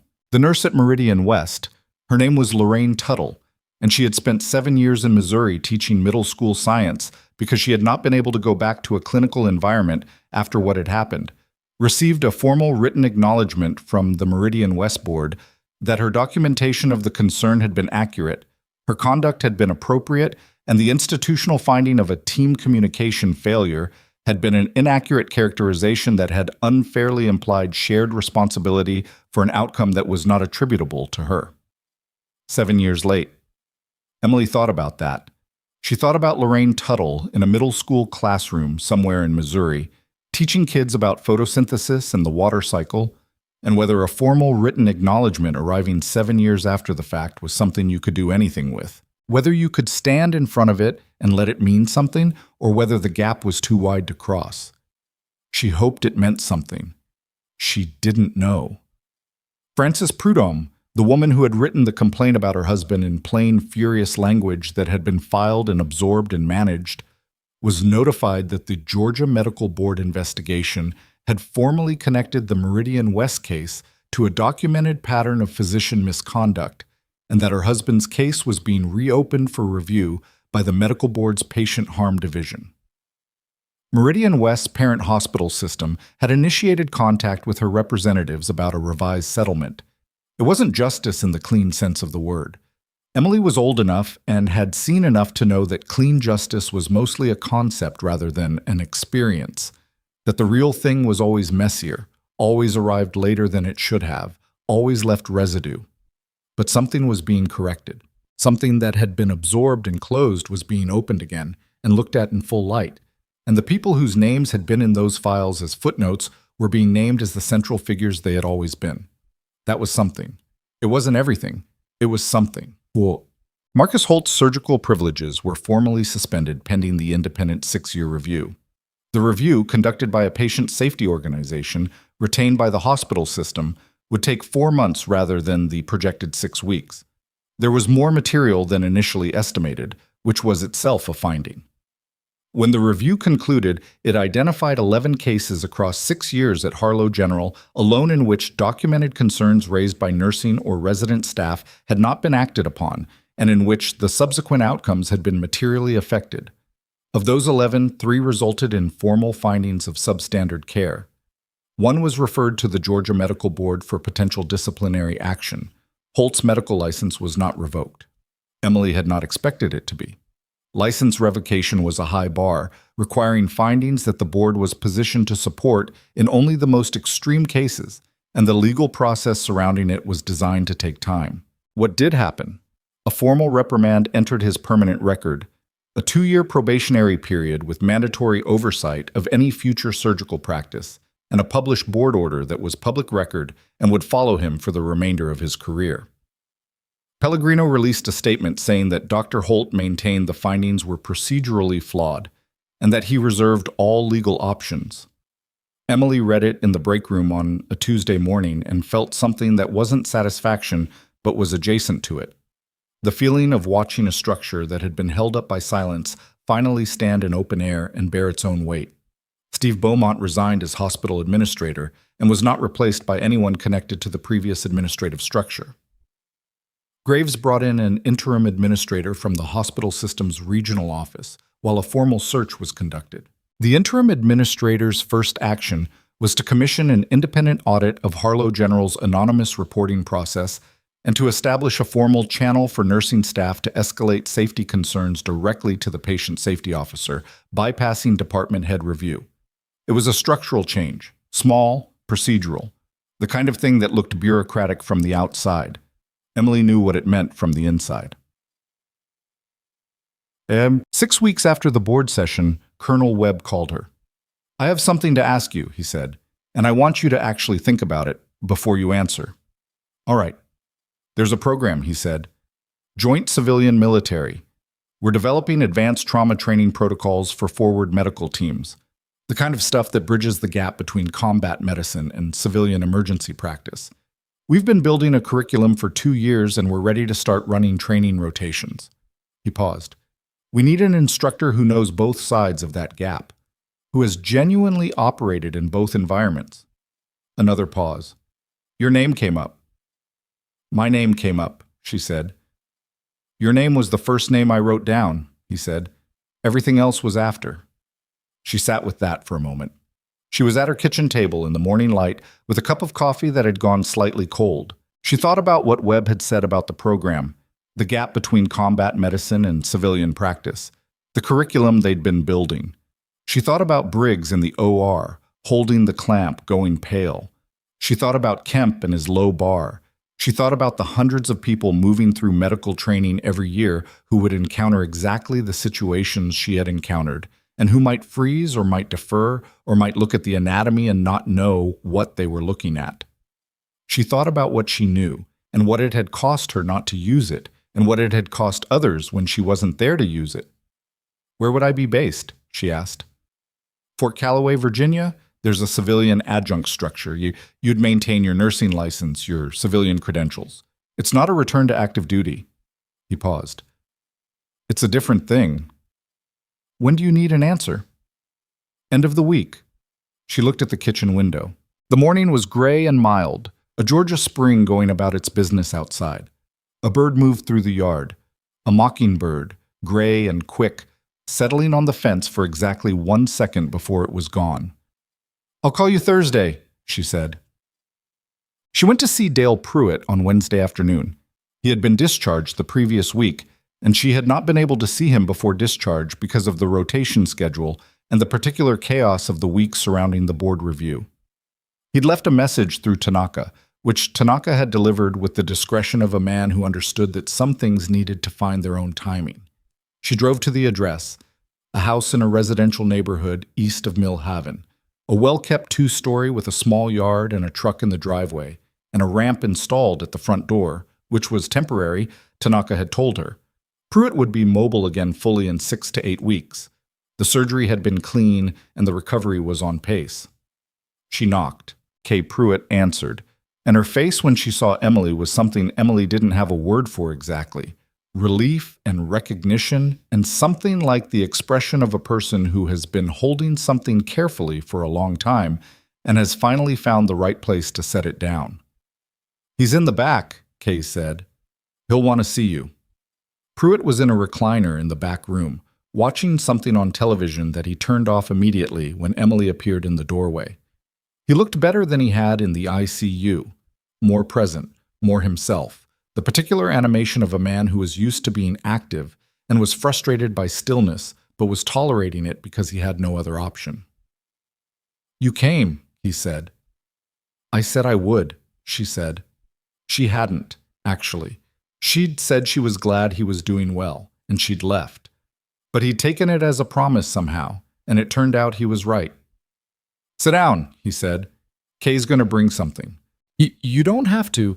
Sit down, he said again. And the way he said it was the way a man said things when he needed the conversation to happen on his terms, because it mattered to him and he wasn't going to let it be quick. She sat. Kay brought coffee and then had the grace to disappear, which Emily noted and appreciated. Pruitt looked at his coffee cup for a moment, then at her. My youngest, he said. Her name's Rosie. She's 9. He paused. She made me a card in the hospital. I have it on the fridge. He wasn't going anywhere dramatic with it. He just said it, the way parents said things about their children when the child was the reason the thing they were trying to say was true. She doesn't know what almost happened. Good, Emily said. She doesn't need to. No. He looked at his hands. The work-roughened hands she'd noticed in the ICU were the same hands sitting on his knees now. And they were healing. The bruising around his IV site faded. I read some of what came out about the hospital, about the investigation. He looked up at her. I didn't know about all of that. What you'd been dealing with. You were unconscious for most of it, she said. He almost smiled. I mean the whole thing. The months before. The suspension. He paused. It was wrong. Yes, she said. It was. I wanted to say... He stopped. He was not a man, she had the feeling, who said certain kinds of things easily. He'd built a life with his hands, managed crews, worked sites where you communicated in the shorthand of physical action and practical problem-solving, and the things you said out loud were mostly functional. The emotional vocabulary was there. It was clear from Kay's face, from the card on the fridge, from the way he'd asked for her name in the ICU, but it was effortful, and he was making the effort. I wanted to say that I know it wasn't just about me. That night, what you did. He looked at her directly. But it saved me. And my kids still have their dad, and that's... I'm not going to pretend that doesn't matter more than anything else, to me personally. Emily held his gaze. It matters to me too, she said. She meant it. That was the thing she'd been working out in the weeks since. The question of whether there was a difference between doing a good thing and doing the thing you knew how to do. And sitting in Dale Pruitt's back room in the afternoon light, she thought maybe the answer was that at a certain point of overlap, the distinction collapsed. That the skill and the choice to use it were the same gesture. That all those years of training had been pointing at this specific moment the way a long hallway points at a door. and the door had been an operating room in Millhaven, Georgia, and behind it had been a man with 3 kids and a youngest named Rosie and a card on a fridge she would never see. She drank the coffee. They talked for a while about ordinary things, his recovery, the physical therapy, the job site he'd be returning to eventually. He asked where she was from. She said Virginia originally. He said he'd never been. She said there were worse places. He said there were probably better ones too, and she agreed. When she stood to leave, he stood too, slowly, carefully, one hand on the arm of the recliner, and she waved him back down, but he didn't sit until he was upright. "Take care of yourself," he said. "You too," she said. She drove home. She sat in her car in the parking lot of her apartment building for a while without going inside. Not because she was avoiding anything, but because she needed the specific stillness of it, the engine off, the ordinary sounds of the neighborhood, the afternoon light doing what afternoon light does. On Thursday, she called Webb. "I'll do it," she said. "Good," he said. She could hear him not saying all the things he might have said, which was one of the things she'd always respected about him. "When can you start?" "Give me 3 weeks to transition the floor properly." 3 weeks, he said. "Done." She hung up and sat in the parking lot for another minute. She thought about the nurse she had been for 11 months. Invisible, careful, contained within the shape of what the hospital expected her to be. She thought about the woman she'd been before that, on the other side of a discharge she'd thought was a closing, and which turned out to be something else. She thought about Lorraine Tuttle in a middle school science classroom, about Deborah Ayers, wherever she was now, living a professional life that had a wrong notation in it that was being corrected 700 miles away without her even knowing yet. She thought about all the people, across all the systems, who carried skills and knowledge and the instinct to do the right thing, and who were told in 1,000 small and large ways that those things didn't belong to them in that room, in that context, at that level. All the nurses who had said the right thing and been told to stay in their lane. All the people who had learned, slowly and then all at once, to make themselves smaller than they were. She thought about what happened when one of them refused. Not heroically, not cleanly, just refused. Stepped forward when the field needed clearing and let the hands do what the hands knew how to do, regardless of who was watching and what it was going to cost. She looked at her hands on the steering wheel.